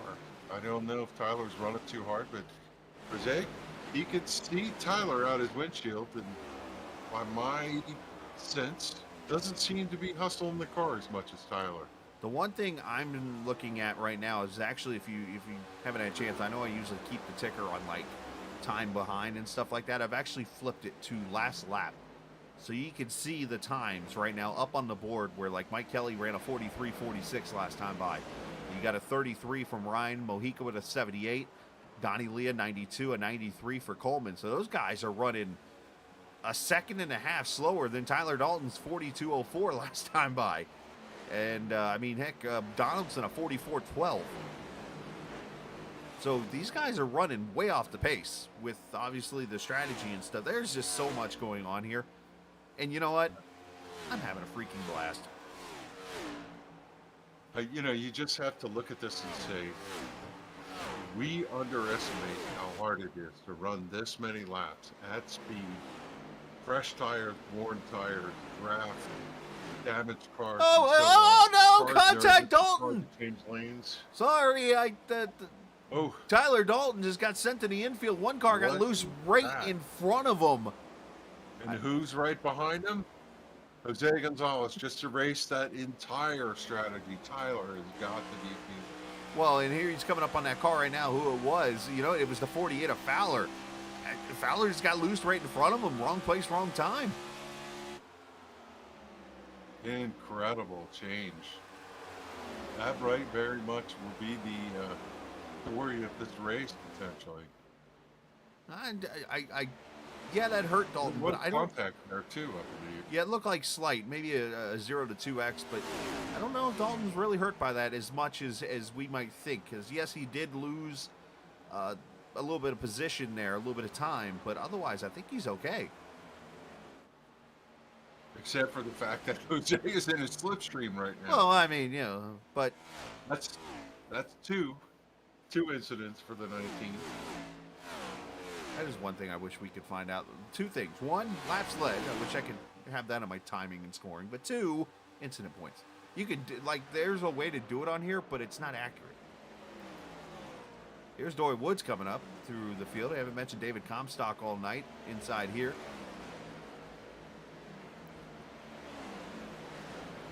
As Dory moves up into the 14th position. With all this going on, by the way, we have all of 34 cars still on the lead lap, I believe. 30. Make sure I've seen this number right. Nope, I'm sorry. That's from. Let's go to Mike Kelly. Then I can get you an actual number here. 27 cars on the lead lap. And caution is out. Oh. Here we go. This Wow. changes everything, and it's Kevin DeBrown. Yeah, I might have clicked a little early on the replay, but here Well, it is. we kind of knew that it was plausible. It's just so hard to keep your car underneath you here. 45 drivers trying to keep everything straight. Kevin DeBrown lost it on his own over 3 and 4.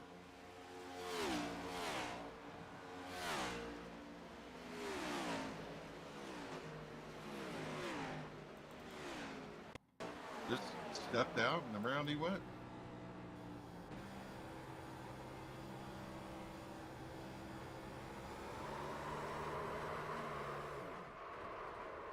Wow. He shifted to 4th gear mid-corner, which is the first time I've seen that all night, but not saying that nobody's done it.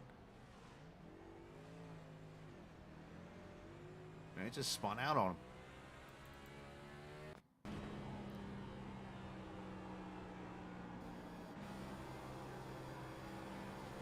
I need some chewing gum.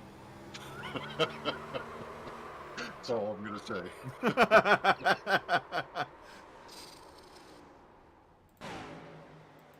I'm not going there. Let's just leave it at that. Yeah. All right, leaders coming to pit road. Everybody's going to go to pit road. I can't imagine anybody that's going to stay out here.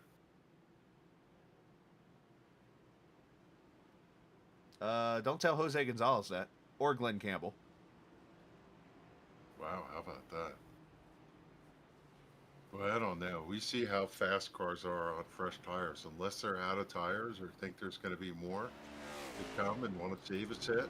Well, I think the wildness is about to begin here.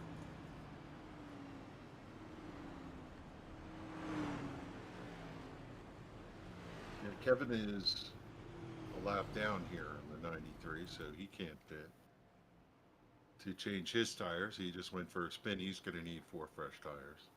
And Mike Kelly with ease in 2 tires, I believe, here. Either 2 tires or fuel only for Mike Kelly. I don't like that call. I tried 2 tires on my last pit stop last night, and Is that where you bet the barrels?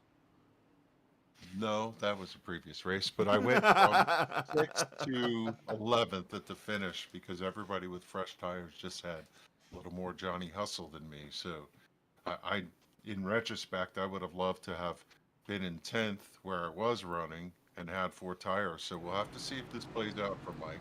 Absolutely. Let's step away for a quick second, get a drink of water, take a deep breath, and hear a word from our sponsors of the 811 as you're watching the Sim500 on the Captain Esports Network. If recent storms have caused damage to your property, contact 811 before you begin your cleanup. Buried utilities around uprooted trees can make a bad situation worse if those lines are not located before digging. Electric, natural gas, and internet lines are everywhere, and knowing where they are is the safest way to start any digging project. Call North Carolina 811 by dialing 811 or by using single address ticket on nc811.org or the NC811 app.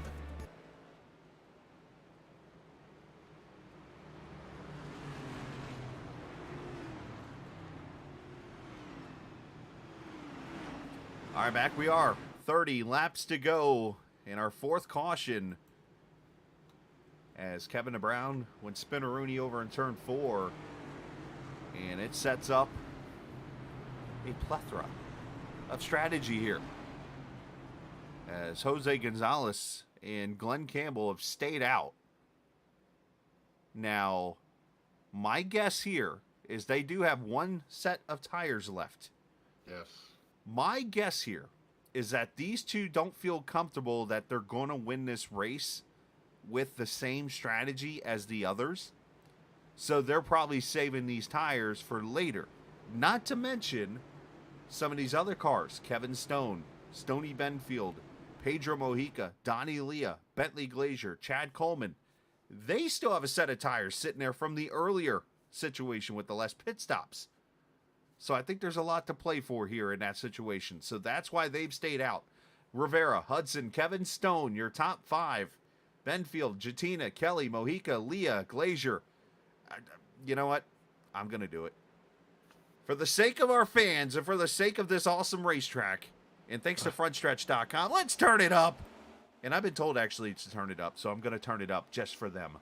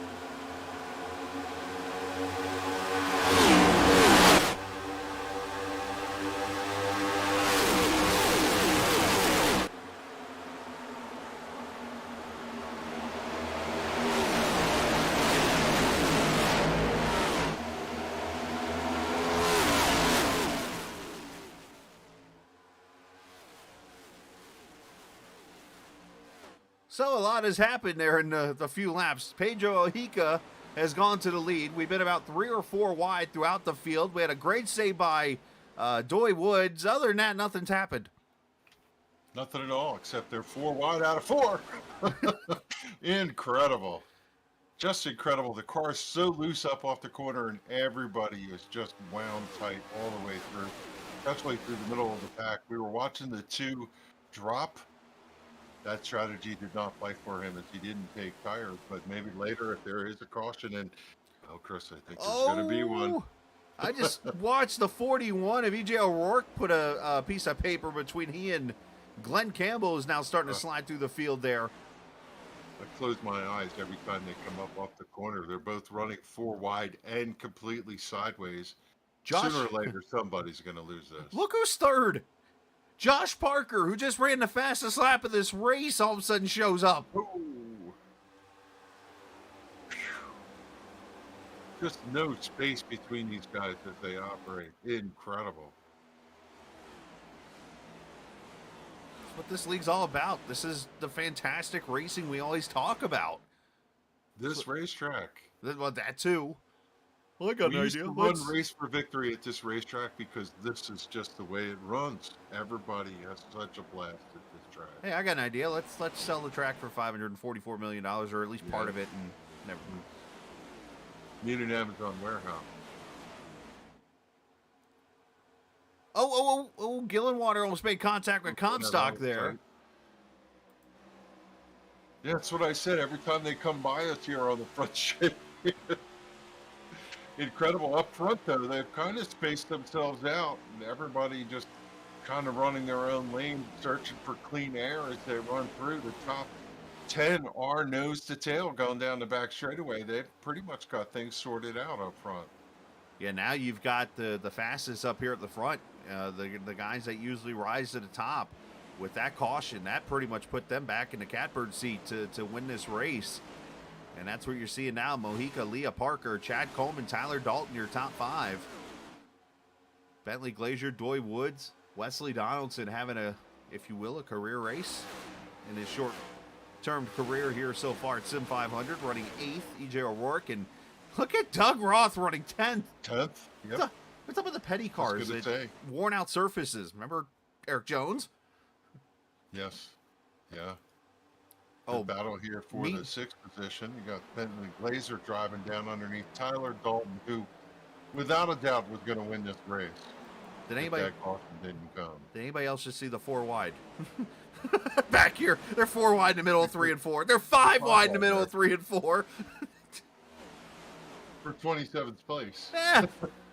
That's the funny part of it, right? Hey, they're like, hey, NASCAR, watch this. Tell me you don't race hard out in the back of the pack. Hey, they're like, hey, ask me how I know. Hey, NASCAR, hey, NASCAR, we'll do 5 wide without a salute and just do it under green. That was cool, their salute there. Yeah. Oh, 48 gets hit by Yoakum there. Oh, and now he's in the wall. And now into, Gonzalez goes around and Campbell. No caution. They spun off the track. And now the caution is out. Okay, just as Donnie Leah drove it deep into turn 3, got down underneath Pedro Mojica and was able to pull a fender on him coming off. Donnie Leah picks up the lead here on lap 98. Now, this hurts some people. This helps some people. Who does this hurt? Those guys that made that early pit stop for tires. Those guys just fell into a hole, and it's a big one. The ones that have the sets of tires still left. So, like, for instance, Tyler Dalton right now might be in trouble. Looking at Josh Parker might be in trouble.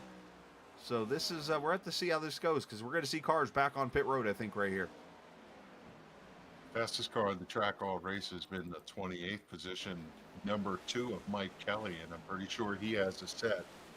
So we'll see. He drove from 32nd to the lead earlier, and he's got enough time with 20 laps to get it done again. At Casey Duncan. Oh! Fowler. Oh. I don't know if Fowler hit the brakes there. he might have said, "I'll screw it, into the wall I go." He's had a rough night here tonight. Yeah. Oh, Nelson Rivera involved too. Add to 22 to the list. Nelson got tagged over there before in that same spot. Here we go. Leaders coming in. Doy Woods staying out. Tyler Dalton staying out. Unfortunately for Jose Gonzalez, his great race came to an end over there on the backstretch. He's the one that got tagged by the 48 and went down and slammed the inside wall as the 48 was airborne. I'm trying to figure out who that goes. Is that Tommy Ryan back there that went from the blue wall all the way to the inside wall in the middle of pit road at the back, in front of other cars? Looks like a plane making a landing over there and trying to get to the taxiway. A couple weeks ago when that plane landed on our highway here in Georgia. Here we go, race off pit road. Thankfully they went through each other. It's going to be the 29 of that's not Doy, Donnie Leo. And Doy Woods is going to pick up the lead. You know what? I think I know who the driver to talk to here is. We're going to try to get 2 and 1 here. Let's start with the guy that won last season's race. Let's get him up here. Chad Coleman joins us. Chad, you get a copy, bud? Yeah, I got you. Hey, is your head on straight after what's gone on in this race? Because it's been a bunch of mayhem. It's been crazy, man. This thing on the long run, it gets wicked. And Kevin, being Kevin, we laugh about it. But he was out there, he sped on pit road, come back out, dude. His left rear tire was his right rear was like in the 30s. Oh wow! He died off of 4. But it was a good caution for most of us in the channel. I think it hurt 1 or 2 of us, but it was a good caution for the rest of us. Yeah, I was gonna say you guys had that extra set of tires to work with. Yeah, man, it's been crazy. It goes in pretty good, through the middle pretty good, and then after a couple of laps, it gets just absolutely snappy. Well, hopefully it won't get snappy on you in the next 20 laps here. Let's see you in victory lane, bud. Yeah, we let some fuel out. We'll see what happens. Pedro and Donnie are really good, and of course Josh is too. Absolutely, man. Well, hey, best of luck. Yep, thanks, man. Chad Coleman doing a pretty good job with his team name. Let's go get... where is... Actually... Actually, you know what? Let's. He's not in the race anymore, so I was looking. For some reason, I thought Brian Macklin was still in the race, but he's actually 41st and off the track, so we're just gonna leave him alone. But yeah, Doy Woods leads this race. He's got a very flamboyant uniform on. I've noticed, considering he's in a Haviland car. Yeah, Tyler Dalton runs second. Bob Gillenwater, who. How is he in third? I mean, he knocked half the car off in the back straightaway. Yeah. And then Donnie Leah. He's going to find a little trouble here. He needs to make sure that he just keeps the car pointed in the right direction. It's very predictable here. All right. So for those keeping track, hopefully you still have a pen to write with. As we go back to the green flag here with 20 laps to go. Oh, they're scattered. They're already three. They're already 3 wide in the back. What a disjointed start there. As everybody's. I think Gillenwater spun the tires. The 58's down underneath them. They're 3 wide. 4 wide and blinking. 5 wide now. Another car ducks underneath. Here comes Josh Parker to the middle. As Gillenwater's picking the wrong time to lose it. Oh, Oh, here we go. Around goes the 91, and caution's back out. Nice job by Bob to collect the car. Got tagged by his teammate, but was able to get the car out of yaw and get the car saved. And I think we put the old jinx on the 91. Yeah, maybe so. Now, were we out of statute of limitations? No. Just Yeah, saying. more to come there. I mean, because usually it counts as the jinx when it happens the next caution. So somewhere in there's the 91 car. For all that it's worth, that 28 car has had an amazing run here tonight. Doy Woods, he's got 15 laps on those tires and still holding tight and led quite a few laps so far tonight. I'll tell you, what a great run for that number 28.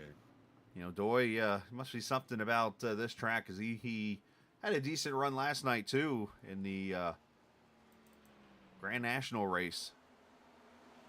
All right, Do you have a track, Chris? One that suits you? Oh my gosh. One that's not in iRacing yet. Um, oh man. We're not talking about the jug handle next to work. There's a couple answers there, but You have jug handles where you're at? We have those in New Jersey. what? You know what a jug handle is? If it's the handle of a jug, then yes, but no. That's how you come off the highway. The exits in New Jersey, they're called jug handles. Well, you turn left. No, you turn right to turn left. Oh, well, there you go. It's a Jersey thing, like pork roll. So for those looking for Wesley, he's the second car inside of the 5 wide to the right. As they go here. Wow. I mean, they had room for like 2 more cars. So Bob gets loose down below. I think Tyler came down And you know what? I think I just got Bob mixed up with Wesley. Wesley's actually the inside car that's now getting loose.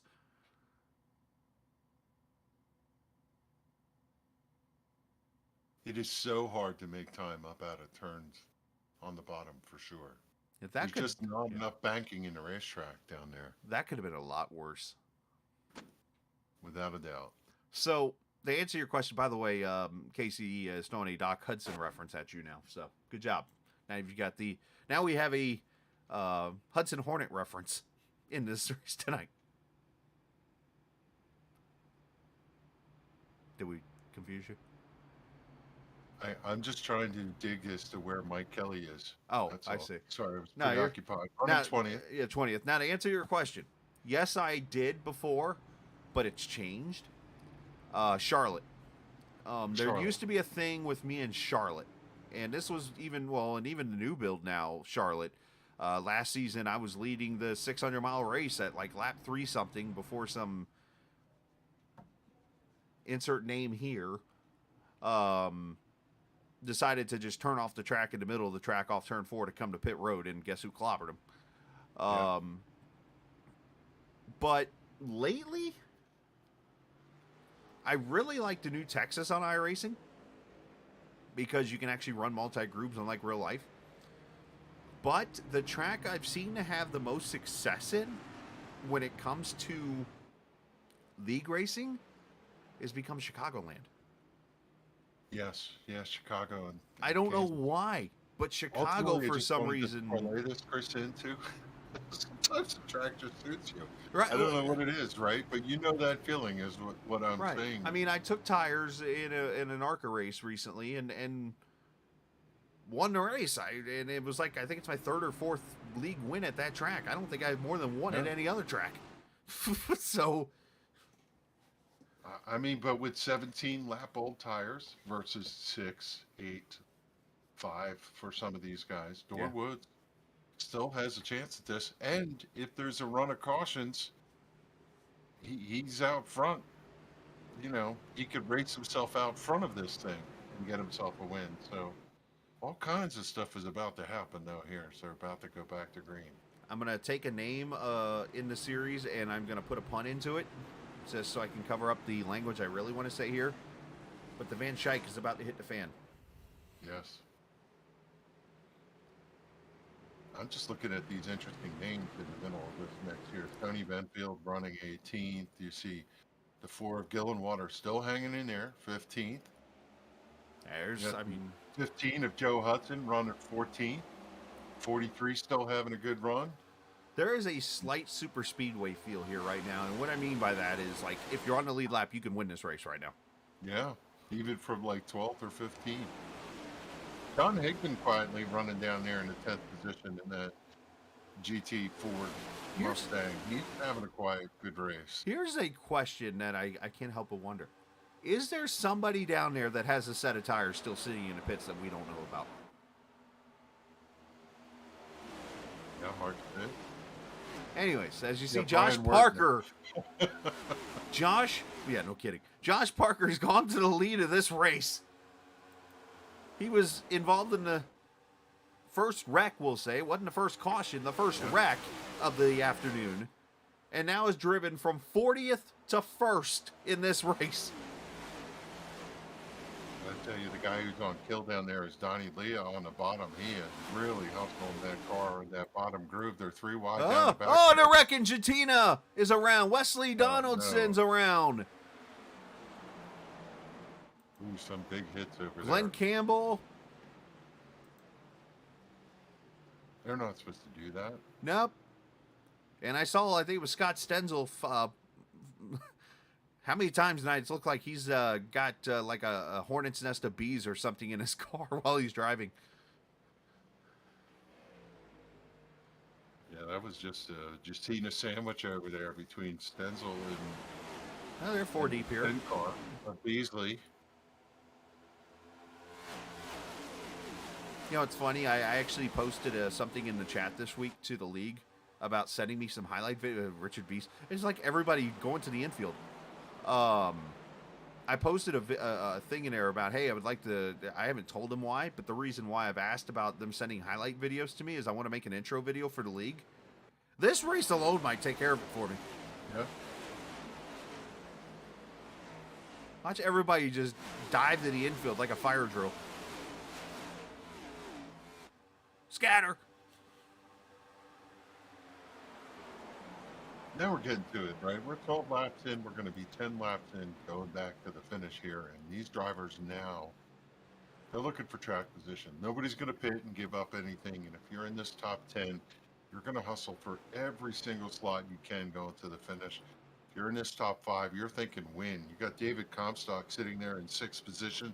Haven't really talked about him tonight, but he's the kind of guy that can find a lane, hook it up, and drive around. Kevin, Get himself a win. look who's coming to pit road here. Anthony Calantoni, Kevin DeBrown on the pit road. Remember his right rear tire apparently was corded. Uh-huh. Yep. Kevin Stone, Glenn Campbell, those guys, Campbell and Beasley, those guys were in the wreck. But this could be the set of tires that be Kevin's taking tires.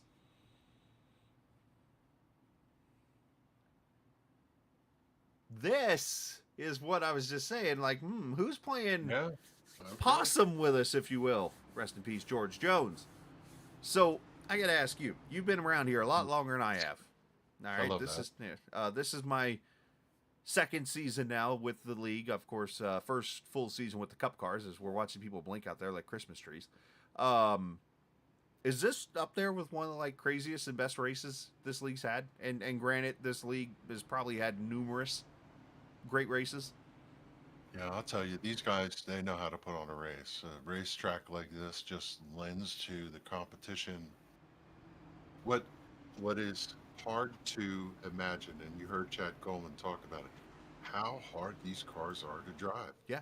Even with fresh tires, coming them off the corner, you're steering right to go left, a la cars, and you know The Hudson Hornet. it is tough when you have somebody to the outside not to lift. You saw the contact, but you know you're running inches off of somebody next to it. And there's so much trust. And to answer your question, we've seen a lot of incredible races just like this with the Sim500 stars, and we're in for another one right now. This is going to go down in the books as to what's going to happen here. We're going to be screaming at the finish. I mean, because this is setting up to be amazing. I think of the Talladega. Was it the Cup race last year or the B car? I can't remember. One of the Talladega races last year that left me up in the booth like jaw hitting the floor, like you're not supposed to be able to do this. Kind of like Casey said earlier, going to pit road without hitting something. I mean, I was watching. It was a race last year. They were 3 and 4 wide, and I continuously were saying, "You're not supposed to be able to do that. You can't do. No, you can't do that. You can't." And late from that point forward, I'm like, you know what? They can do that, and this is that race again where it's like, you know what? Yeah, track temp's only 121 now. It's dropped, but these guys literally had what, a 50 lap run earlier. They have put on a show with these cars in this weather. I really feel like there's a little bit of blood in the water there. You got the 28 car running on cold tires right in the middle of this mix, and left, right, through the middle. They're going to just try and destroy the 28 to get around him to try and get the win. You got Chad Coleman, who's going to give him no quarter. You got Comstock, who's as aggressive as could be. As they come up through the gears here, it's going to be feeding time at the zoo over there in turn 2. And for those keeping track, Cal and Tony and Kevin DeBrown, 27th and 28th with 10 laps to go. They need this race to stay green if that's their last set of tires. We got a little loose down there. Oh, and there they're wrecking again. This is a big one. Mike Kelly. Oh, yeah. Nelson Rivera involved. I see Charles Woods. Josh Parker continues to lead here as they come back to the yellow. He picked up the scoring loop with Pedro Mojica running second. Charles Woods about collected Brian Wortman, who's going all 10 miles an hour. This helps the 28. He got a reasonable start. The car got loose, but as soon as he hustled up there and picked up his slot, Doy was able to hold that position. The yellow came out. This might be one of those moves that Doy's doing that he's like, you know what, you guys have the new tires. I'm taking the old tires. Well, sometimes track position is king. Boy, they cleaned out a lot of cars. Back You know what I saw back there is Joey Jatina. We're going to go to the blimp here. Was side by side with Cal and Tony. Yeah, I'd imagine Joey, he gets a little dander up for some of these things. He's had a pinball night back there. So here we go, because I saw Casey Duncan get cleaned up in it. No pun intended, Surf Pro. Oh, you know what? There's a checkup with Gillen Water and Stenzel. Not sure if that plays a role here. But look at here, you see Jatina sliding up, Cal and Tony sliding up. Casey Duncan's like, car high, guys. They ping pong off each other, Cal and Tony. And oh yeah, they're wrecking up ahead. I think Benfield just got a little loose coming up off the corner, chased the car out of turn 2. It drove down across the lane and it was game over from there. Come on, Case. He was sideways completely across the track and no place for anybody else to go. You know how much trouble I'd get in if I said Chinese balloon cam? Yeah. I'd have the CIA all over me like, these cars on this track. All right, so let's move up here. You said Menfield getting loose, so let's go to Stoney. Is that a rough night? Oh, yeah, he gets loose there. Gets Gonzalez into Kelly. Across, yeah. Oh, Charles Woods takes a lick. Oh, whoa, who was that with the... Ah! Was that the 24 Medina? I mean, his life might have flashed in front of his eyes here. I mean, this is a la Ryan Preece at Kansas a couple years ago. Let's go cockpit view here. Watch this. Zoinks! Uh-oh. And then that car misses him. it's like, oh.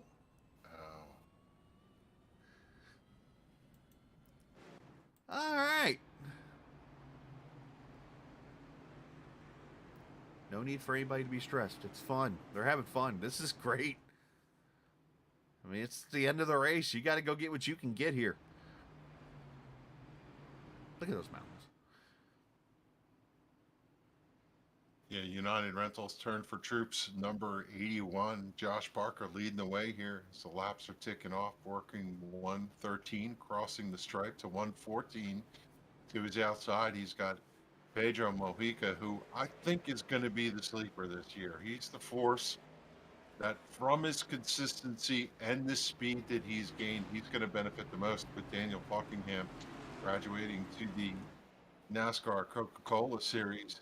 Finished third, by the way. Every time Donnie Leas shows up, though, Chris, he's a force to be reckoned with. He's got so much speed in that Toyota every track he shows up. Absolutely. Shout out to Buckingham for a third at Milwaukee, by the way.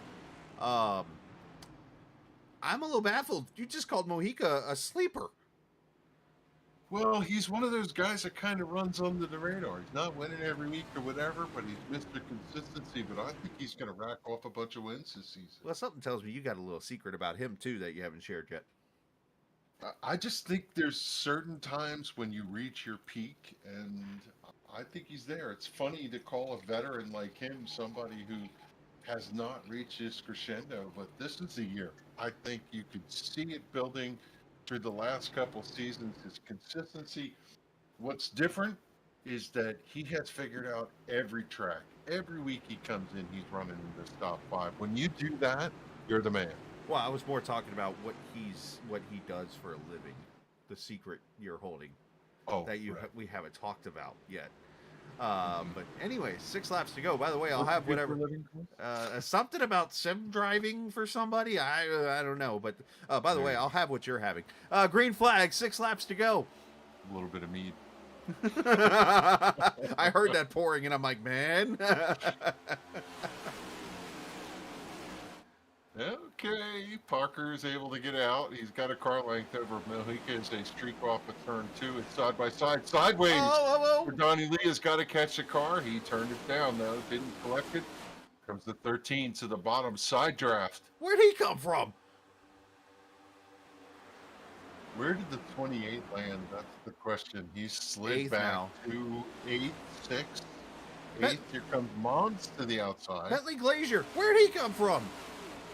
EJ O'Rourke. Bentley's Where'd he one of the come from? that shows up. Mons, where did he come from? Where'd all these guys come from? Up, caution's back out, one on the front straightaway. Ooh. I'm trying to get back there to it. How did this run for Joe Hudson, quietly running in 9th position right now?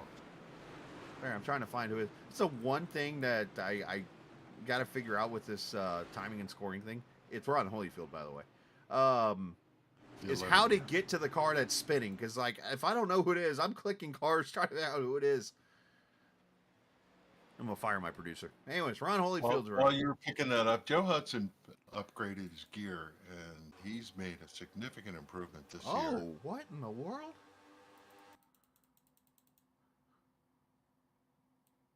So Robert Frary is behind him.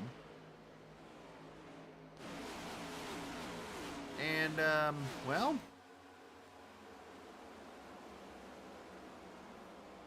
Yeah, just got him quarter panel.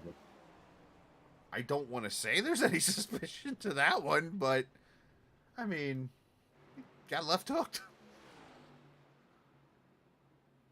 Yeah, I wonder if Ron somehow had to lift to make sure that he didn't catch a wall. You know, when you come up off that corner any given time, you're always worried that the car's going to go up to the wall. Sometimes you just breathe the throttle to make sure you have a little insurance.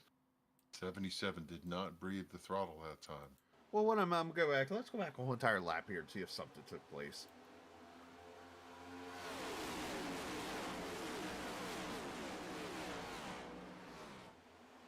I don't see anything suspicious so far through 1 and 2.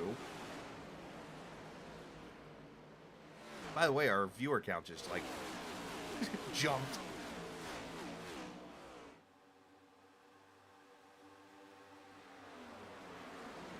Everything's good here so far, so I can't...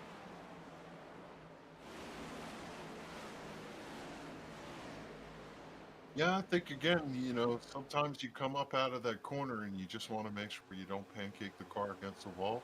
You might breathe the throttle just enough and it catches the guy behind you. Yeah, I can't, I mean, I don't see anything suspicious there, so I can't say Robert did anything there to, like, I mean, you could say it. It looks like it the way he hooks him like that, but I mean, he could have been just trying to bump him, like you said, and... Well, let's go back and replay this, Chris. We were talking about all the green flag runs we had until about, what, lap 99, lap 100. Now these last 20, we're working lap caution number 9 for 27 laps under caution. And this is a benefit to a couple of these guys up front who are trying to hold their track position, but I don't know. You start looking through again this top 5. Any one of these guys in the top 5, top 6, they're all known to be hard chargers at the finish. EJ O'Rourke running in 7th. He could get the job done. Mons has been inconsistent but has speed, and you know, we could have one of those situations. We've seen them every once in a while where the top 5 clean themselves out and the guy from 7th wins. Mons. All things are possible. Mons needs this finish because he has had some terrible luck from as far back as I can think. Let's do a Kevin DeBrown update. He's 18th right now, by the way, Yeah. with everything taking place. There And you they go. have not gotten more than a lap of green in a while. You know, Joy Woods doesn't have any tires because he would have went in. Nah, I bring up Bobby Zielinski last week, the teammate to Falkingham in the Coke Series. It was Chicagoland, ironically. He was 9th coming off turn 4. He won the race. Yeah. It happens every once in a while. Now, I didn't tell you how he won the race. How did he win the race? The top 8 cleaned themselves out. Yeah. Now, I actually called another driver to the win because I thought he was crossing the line first. Little did I know until the replay, Bobby Zielinski is all the way down in the infield, about all of 10 feet from pit road, crossing the start-finish line first. Shortest path between 2 points. This is Pretty much. You know, there's a driver I don't think we have mentioned tonight. Not once. Scott Simley running 16th in the That's 12. doing Scott Simley type things, staying under the radar. Yeah. Got himself a win, I think it was Saturday night in the Happy to see that. Good Yeah. for Scott. Like to see him have good runs every once in a while. All right, so we have not, by the way, hit the limit here. This is actually a traditional restart. 3 laps to go. Right, 2 would be 119. Actually, no, this is a green white checker, I believe, as we're coming to 119 right Yeah, now. first one of 3. Nope, this is not a green white checker because it would be 2 laps to go no matter what right here. Yeah, I'm pretty So- sure this is green white checker. Either way, here we go. Green flag. Casey Duncan running 24th. Haven't said his name tonight. There, Red Mons going top side. Glazier blocks. Laser gets a little slip up. Mons is going to drive down underneath him, pick up that position. Nice move. How about that run from Josh Parker? He got a good run out front. He's 2 car lengths out going into turn number 3. Here comes Donnie Leah to the bottom of the 38 of Chad Coleman. They're door-to-door running through. Contact out of turn number 4. Chad Coleman just keeps his foot in it. He's going to drive off. Leah's got the advantage. They're going to DJ make it. O'Rourke back there looking for the lane. White flag, final lap. They made it. I watched 4 cars hit the outside wall off turn 4 as Parker brings them down. Wow. Parker out front. David Comstock needs to get to the back bumper for Pedro Mojica in order to give Pedro a little bit of a boost here. There's 2 car lengths between each of these top 3 as they race down the backstretch for the last time. Chad Coleman a little too far back out as they go in turn 3 for the first time. Here comes Mojica to the bottom. Mojica drives it to the bottom, but it's not going to be enough. Josh Parker started dead last on the field pretty much from 40th to 1st, and Parker claims Auto Club Speedway as they sort of wreck towards the back. They were 3 wide for 5th, 6th, 7th with Mons coming 7th on the outside. Joe Hudson just ran a 40.96 to finish 6th in that race. Man, what a run. That was fantastic.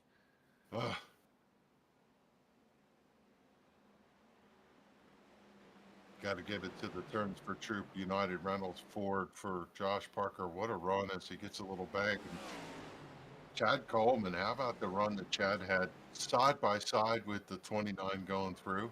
Yeah. Where did Doy Woods end up? That's what the Doy question Woods I ends have. up 11th. Okay, that's a reasonable approach for somebody who was on such old tires. Kevin DeBrown ends up 15th. We'll go through the standings here in a second as we watch the 81 work his way to victory lane here. Nice.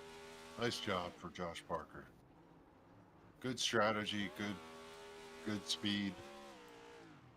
Fought it off at the end. That restart really made a big difference for him, and that's probably why he has a little something to do over there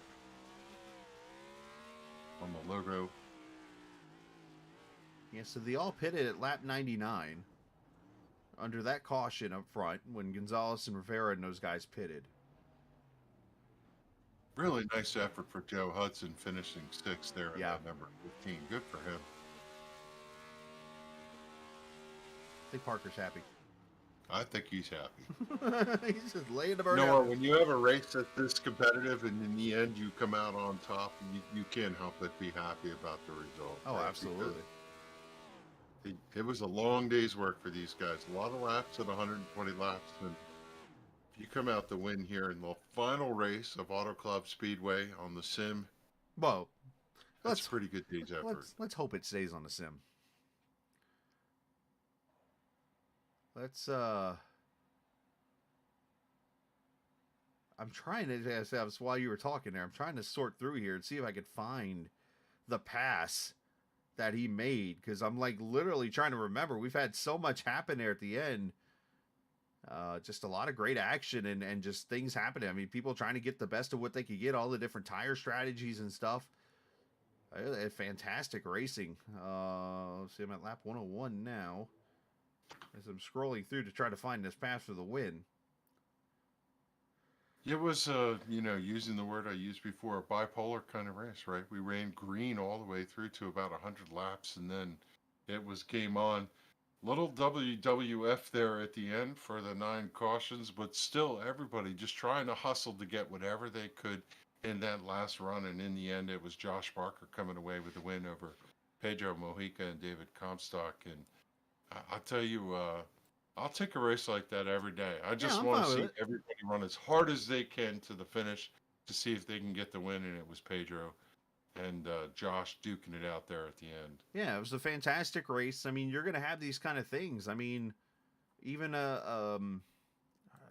if you want to compare to the Cup Series in real life, you're going to have races like this where at the end turns into as you mentioned, a wrestling match. A pure six, as the old late, great Gordon Sully would say. As we take a look at the race results here from Auto Club, Josh Parker wins it over Pedro Mojica. David Comstock with a top 3.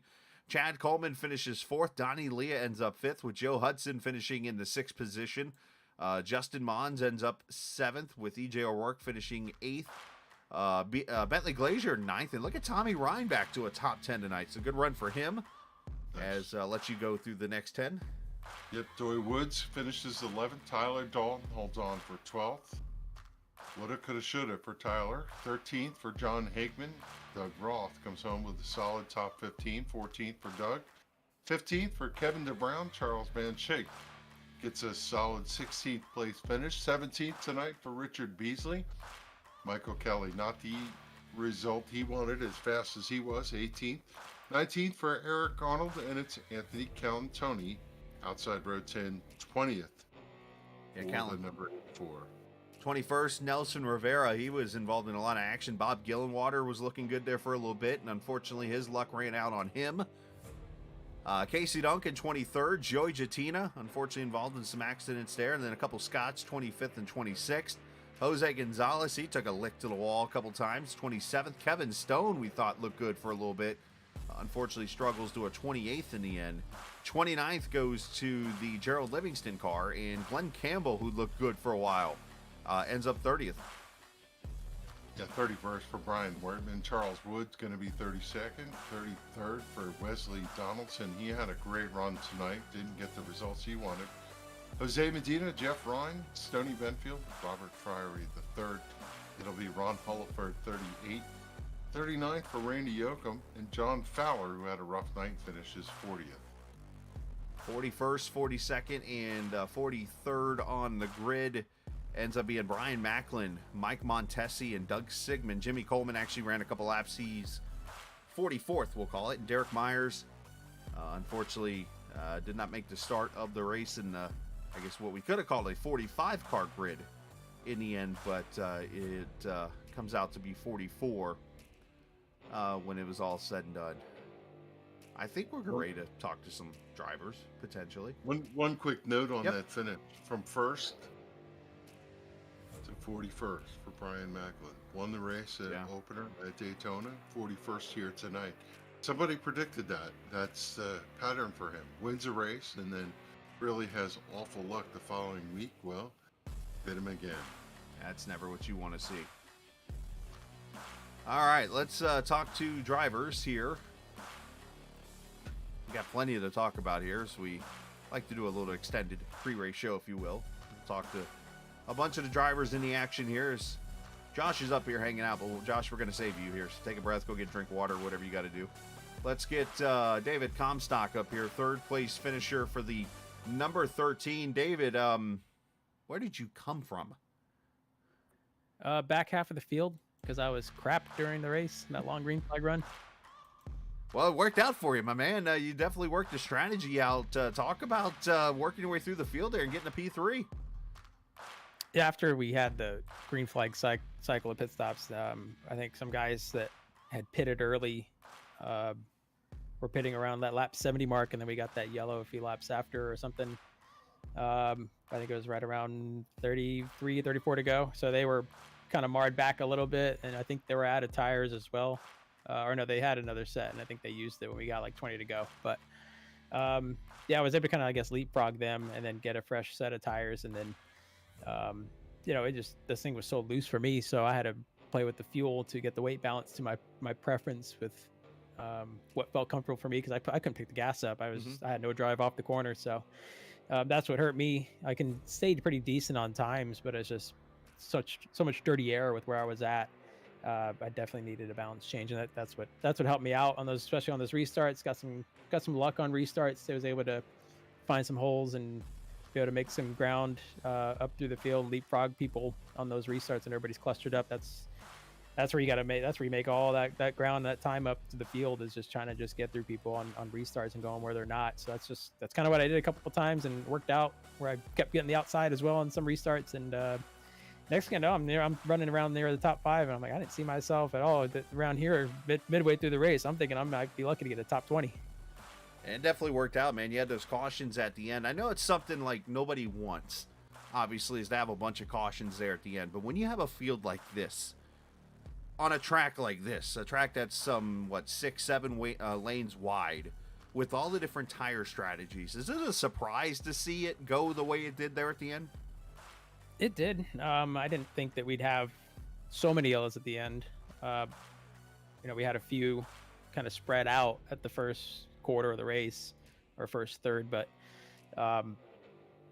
you know, toward the end, you know, you got to get up on the wheel, and people are chomping at the bit, trying to get what they can get before the race ends. And so that's where all those boundaries start getting pushed, and you know, the give and take pretty much stops, and it's all take. And sometimes you know, sometimes they just, you know, wrecks happen. You know, it's part of racing. Absolutely, man. Well, great job tonight. Send some shout outs whoever you like to. Yeah, I'd like to thank you guys for broadcasting. Thanks to NC811.org for sponsoring our series at Sim500 and Sim500.com, and all the admins for running our leagues throughout the week. Thanks to all my teammates at Team Name. Congrats to Parker on the win. And thanks to Monster Energy. All right, so no pressure. You guys get to back this up at Vegas next week. Oh, yeah. Yeah, we'll be there and do it again. All right, buddy. Good job, man.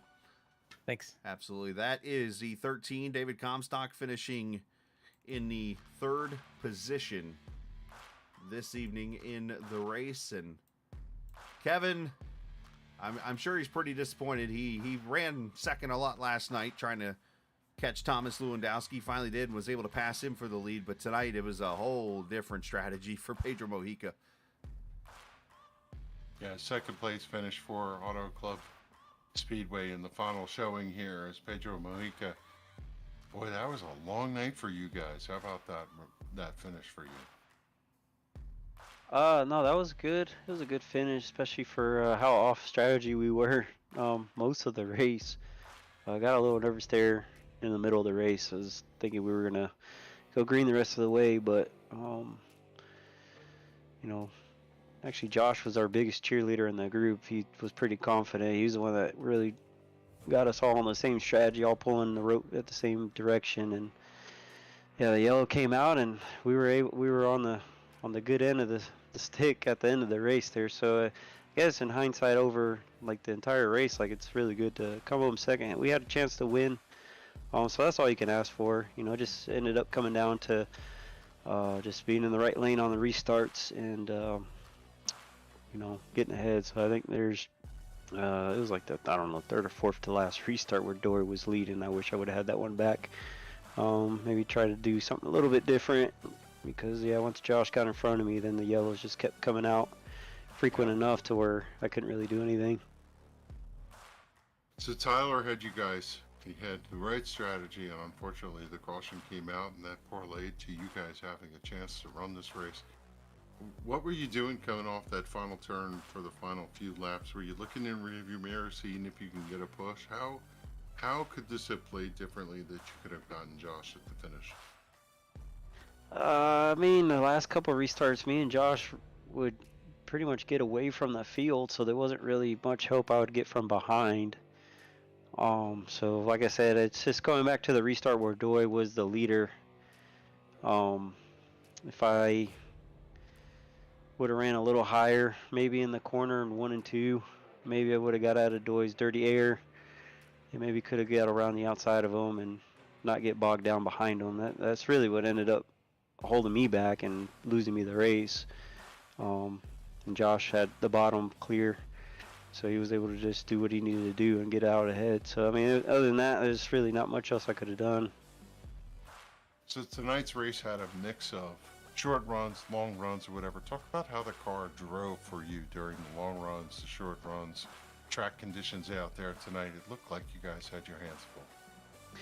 Yeah, it was for sure a handful on the long run. It'd get loose off the corner, it'd burn the left rear more, so it just to drive off was key, which for me it felt like it worked in my favor. I think I was either the fastest or one of the fastest cars on the track with old tires. It's hard to dictate just because we're all on different strategies, but at least with the people with on the same strategy as me, I think I was the fastest. So yeah, I was kind of hoping it would have went a little long there towards the end, but the short runs weren't bad. It just, in that situation, short runs ends up becoming a track position game because of the dirty air, and if you could just block the guy behind you with dirty air, you kind of you make them tight or loose or whatever. So Yeah, I think if you watch the show back, you'll find out that I am picking you as the sleeper this season. I think this is your year, and a second place finish here at Auto Club is a good way to get things going early in the season. Pedro, tell us who helps you get the job done. I appreciate Glenn Campbell and Transfers for being on the car. They're sponsoring me this year, so I appreciate them. I'm glad to give them a good showing tonight after last week's disappointment. And then appreciate Max Graphics for painting the car, sharp looking car, so glad to represent them as well. Appreciate the guys at Team Name. We all worked really well together for this race. Like, we all jumped in practice and we all worked together to kind of hone in real quick on what we needed to do for the race in order to be competitive. And then Josh with, keeping us all aligned and keeping us all on the same strategy. He did a good job just keeping the faith in all of us, and it ended up working out. So, congrats to him on the win. Serves right, he's the one that the strategy calls, so it's that worked for all of us to get good runs, so it's good for him to get the win. And I'd like to thank you guys for putting on the broadcast, Kevin and Chris and Captain Esport, all the admins at Sim500. Appreciate what they do, and appreciate the family for letting me come down and have fun for a little while. Yeah, it certainly is a lot of work for these guys who are running the league. As they have a lot of work to do every week to put this show on for us every weekend, and we appreciate that for them. Congratulations on the second. I think we're going to be talking to you quite a bit this season.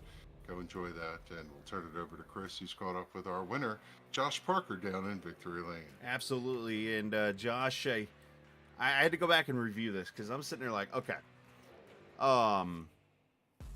Lap 99, you go green. And you're sitting there in the 6th position as you pass, I think it was Chad Coleman I saw in the highlights. And you work your way from 6th to 3rd in that little run before a caution comes out. And then the next run, you take the lead. Like, talk about that sequence right there, because that obviously puts you in victory lane tonight. Yeah, I mean, yeah, it was really hard to pass. So, started at the back. I realized that after the first couple of restarts. Then I knew all the track position was going to be gained on the restart. So, yeah, the first one was big, and then I got lucky. The yellow came out to where I was still 3rd in front of Donnie. And yeah, I got a good restart on Pedro there. I noticed on the restart before that, Pedro, actually, yeah, I don't know when that was, but Pedro got a little loose, staying in fourth gear, and it slid his left rear. So I knew on the following restart, his rear tires are going to be slightly hotter than mine. So I kept it in fourth through turn one, and just gassed it up, hoping it didn't get loose, knowing that I would have a little more grip than him, and I was able to just clear him, which eventually ended up being the race. We're watching right now on the stream here. We got the restart there at lap 99 as you make this move. All right, so you were involved in an accident back at like the second or third lap of the race, basically, into the infield. You saw that? Yes, we did actually, because we saw your car going through the infield, and I'm like, man, Parker might be toast already. I mean, how much damage was that after that, and how'd you keep your composure there to kind of get it back together? Well, I said, because I was starting last, I was like, I'm just gonna go really easy. You know, it's a super long race. And then after like the third lap, I was like, all right, I'm gonna start doing a lap. And then that's when I don't even know who it was or how he did it. He was wrecking with himself, and I was avoiding it. That happens a lot. Yeah, and I had to go through the grass to avoid it. And when it came back onto the asphalt, it kind of kicked me sideways into whoever that was. But it gave me no damage, thank God. I lost track position. And it worked out for you, man. And of course, we're watching you make the pass on Doy Woods. How big of a win is this, man? I know you've got a win in the Grand National Series here back in, actually 2 wins in the Grand National Series, and now to come here and get a 3rd win, and to do it in the Cup Series in this kind of race, in this kind of style, where there were so many strategies, so many different cars that could win this race. I mean, how's it, the feeling has got to be good here to be able to win this 2nd race? Yeah, I mean, I was talking to my friend Adam about this. For some reason, I'm really good here. I mean, my stats are like insane at this track in this league for some reason, and I don't know. I felt like I should have won this race. I think probably 3 or 4 years in a row, and I somehow lost in some way, shape, or form. I just always run good here, and I think this is, for correct me if I'm wrong, my first Monday night win here. I mean, like you said, I think I got like a half a handful over in the GN side, but seems like I always run good here in the Cup side, and I never can close it out. So yeah, I'm happy I won this one. The way that this race played out with strategy, like Pedro said, this one's kind of more satisfying because you need a little strategy and raw speed to win. And it worked out for you. As a matter of fact, I throw up the list right now. You are the 6th winner in 6 races in this series. I've joining Chad Coleman, Adam Gilliland, Nick Cohan, Trey Eidson, and Malik Ray in the winner's circle here at Auto Club. 6 winners in 6 races. Not a bad list either of drivers there. So what was it? That's winners here at this track? Is that what it is? In the Cup Series at this track. Oh, in the Cup, I've won 6 times here? No. That's the 6th. You're the 6th winner in 6 races here. Oh, gotcha. Yeah. So, yeah. So this is my first. Well, that's a good stat. That's interesting. Yeah, this is. Yeah, I'm pumped to win here. Honestly, I mean, it feels good to be locked in. Right? Are we still doing that? I don't even know if we're doing that. No. It's just straight okay, up. well, I'm gonna pretend we are. It feels good to be locked in, and yeah, I don't know. It just definitely feels good to win early. Well, hey, it worked out for you, man. Congratulations on going to victory lane here at Auto Club and bringing that surfboard home, if you will, and send some shouts whoever you like to. Yeah, thank you guys for doing the broadcast. You guys make it fun all the time. And Joey for doing the league. Everyone at Team Name, Pedro, David, Chad, Beasley. I said Comstock, I think everybody. There's a lot of them now. There's a lot of you guys, yeah. Yeah, Donnie. They keep like getting. There's more. Doy, Kevin. I think that's it. I think you get to the part where you say all of the guys now. No, we start turning people away at the door at this point. It's so fucked up. It's the 2nd F-bomb in 2 days. Oh man, I'm sorry. I'm sorry. Oh, that's great. You and John Hickman to the principal's office. Great job. All right. Well, hey, you said your shout-outs out. Good job, man. Go celebrate I'll the get win. out of here. Oh man. Hey, don't be late. Don't be late for that little. It's gonna be a good fight going on between Mike Kelly and Pedro. What's the other guy's name? Jose. Oh, yeah. We gotta get down there for that. So don't take so long up here. We'll try. Okay. It depends on how long. Well, I don't know. Kevin did just pour a drink a few minutes ago too. There you go. Anyways, have fun. Thanks, guys. You too, buddy. I'm reminded that's now 3, by the way, F-bombs in 2 weeks. So, Yeah. I'm on a roll here. Thank God it's YouTube and not like Ring the actual bell. TV. Or do I actually You got gotta to say? collect $20 every time they do that. This is, oh my gosh, I'll be rich. By the way, I guess, is this where I have to say, apologize for live TV? Yes. I have to go get Casey, the war guy in our chat, to do the disclaimer he likes to do for me. Anyways, let's see. Who else can we talk? Everybody's in team name, apparently. But let's talk about the caution. Yes. We've avoided this issue. A caution in team name. Oh, okay. Yes, let's talk about it. So this goes back. Nice little. Let me go find the highlights as you talk caution. here. I'll let you talk. I'm gonna go find the highlights real quick here, and then I'll share too. Yeah, this is my poor talking, but if I look at that incident, I have a little remnants of a Michael Waltrip Richmond race, which Your arm's itching. a little fact, Chris, I was at that race. Oh. Yes, I went to Richmond that year when who was it? Clint Boyer? It was Boyer. It was Clint Boyer. Happened to be at that race, and we'll just see how that gets assessed. But it was a race with a little bit of everything. There was no predicting that Parker was going to win. And in deference to the strategy for Tyler Dalton, who really had them covered if it was going to go green, that kind of race should keep you coming back every week, because if that's how it's going to play out, you'll have absolutely no idea who's going to win. What a great racetrack. I'm so sad to see this come off the schedule. I hope that somewhere along the line somebody looks at the schedule and says, you know what, we ought to go back to this racetrack and put it in, because the racing here is just amazing. Always is. Right. Well, it's just like coming up here in was it 3 weeks? We're actually going in the Grand National Series to the old Atlanta. So Yeah. that'll be a fun one here. So all right. So here it is. I found it under replay. So this is where if you go back to for those who don't know the story, 2013 September Richmond race. Brian Vickers in the 55 at the time. Clint Boyer's in the 15. And Martin Truex is in the 56. Yes, thank you. Yep. And Vickers, remember, was running part-time because he had the blood clot issues. And Correct. so in that race, Vickers, I believe, is a lap down or 2 laps down in the race. Truex is having all kinds of issues. And Jeff Gordon is beating Truex in the race, in the points battle. So Ty Norris, who at the time, the same Ty Norris that runs Trackhouse now, pretty much, is the president of NWR, is on the radio, tells Vickers to come down pit road, and then proceeds with the famous line of "Does your arm itch?" Comes over the radio. Clint Boyer spins out, brings the caution out, leads to which could be arguably NASCAR's worst decision of all time, in throwing a 13th person into the playoffs for Jeff Gordon.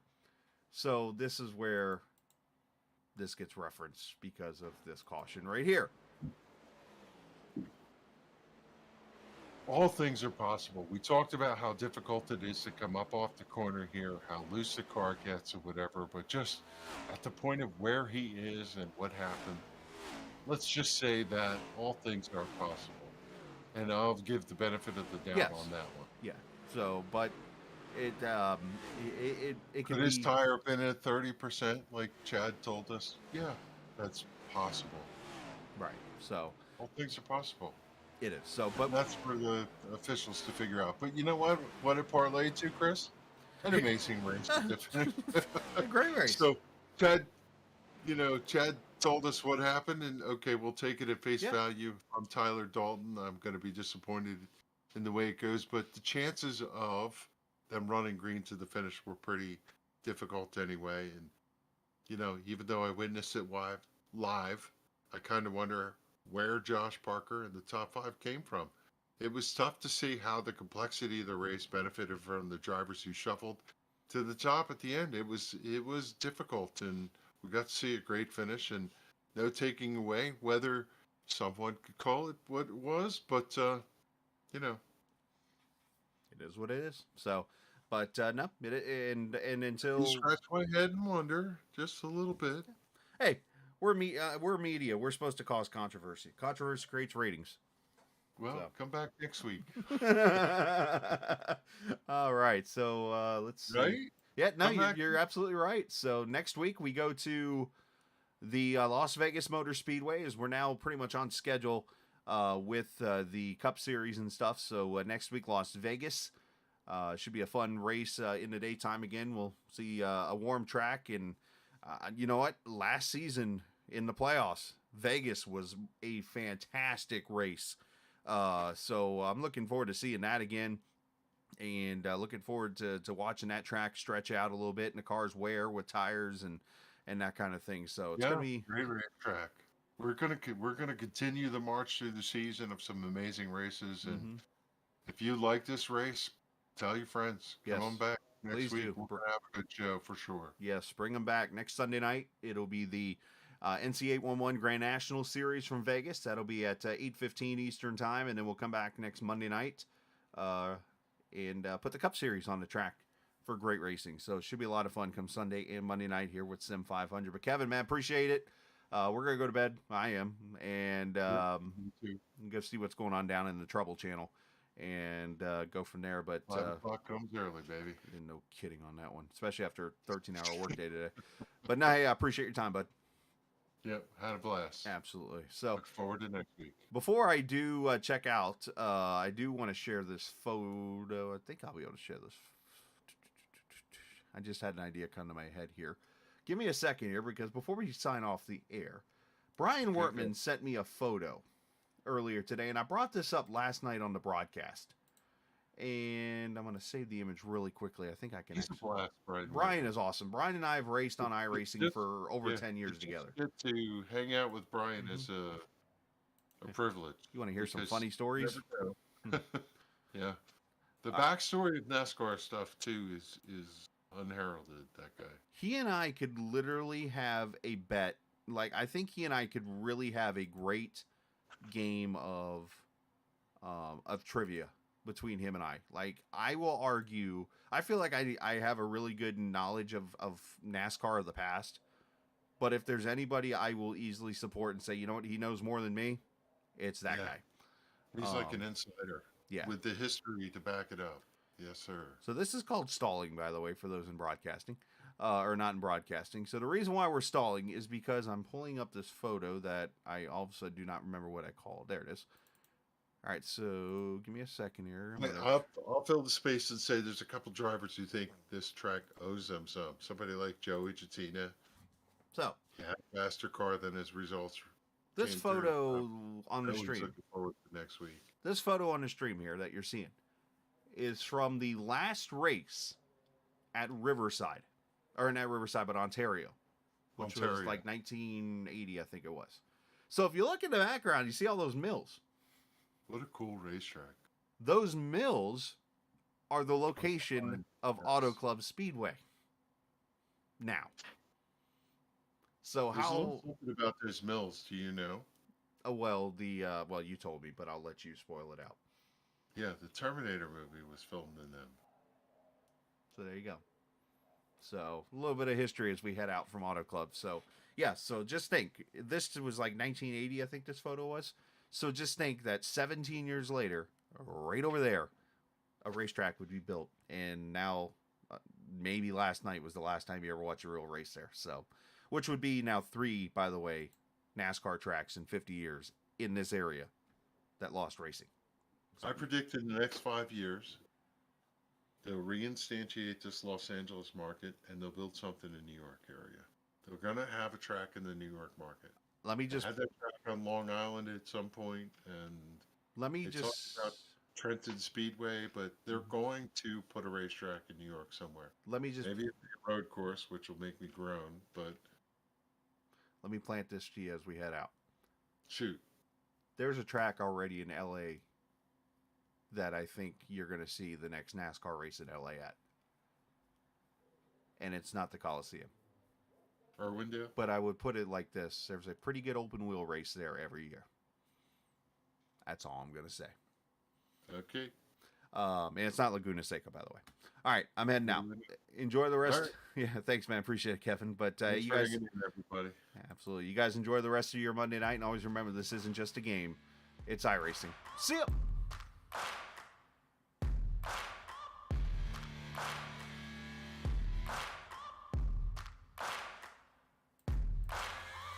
Searching for greatness in a sea of the dying and shameless. A sea of the aimless. I don't wanna be one of the nameless. I'ma wake up with the mindset that one day I'm gonna make it. And I don't think I'll be fine if I don't break my limitations. Don't try to stop me, I exist to write my own story. I'll make a decision if I want some peace or if I want the glory. Yeah, don't want a life that is complacent or possibly boring. I just want a life that is worth every day exploring. My whole life I just wanted someone who would notice me. My whole life I just wanted to be somebody to be. Yeah, I just wanna be great. Yeah, I just wanna be great. Yeah, I just wanna be great. Yeah, yeah, I just wanna be great. Yeah, I just wanna be great. Yeah, I just wanna be great. Yeah, yeah, yeah, yeah, yeah.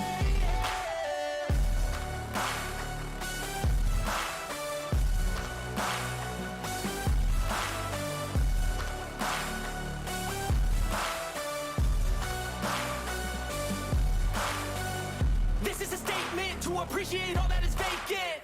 It's just for the taking. If you make up your mind, you can take it. I'm never complacent. I would work in a mansion or basement, yeah.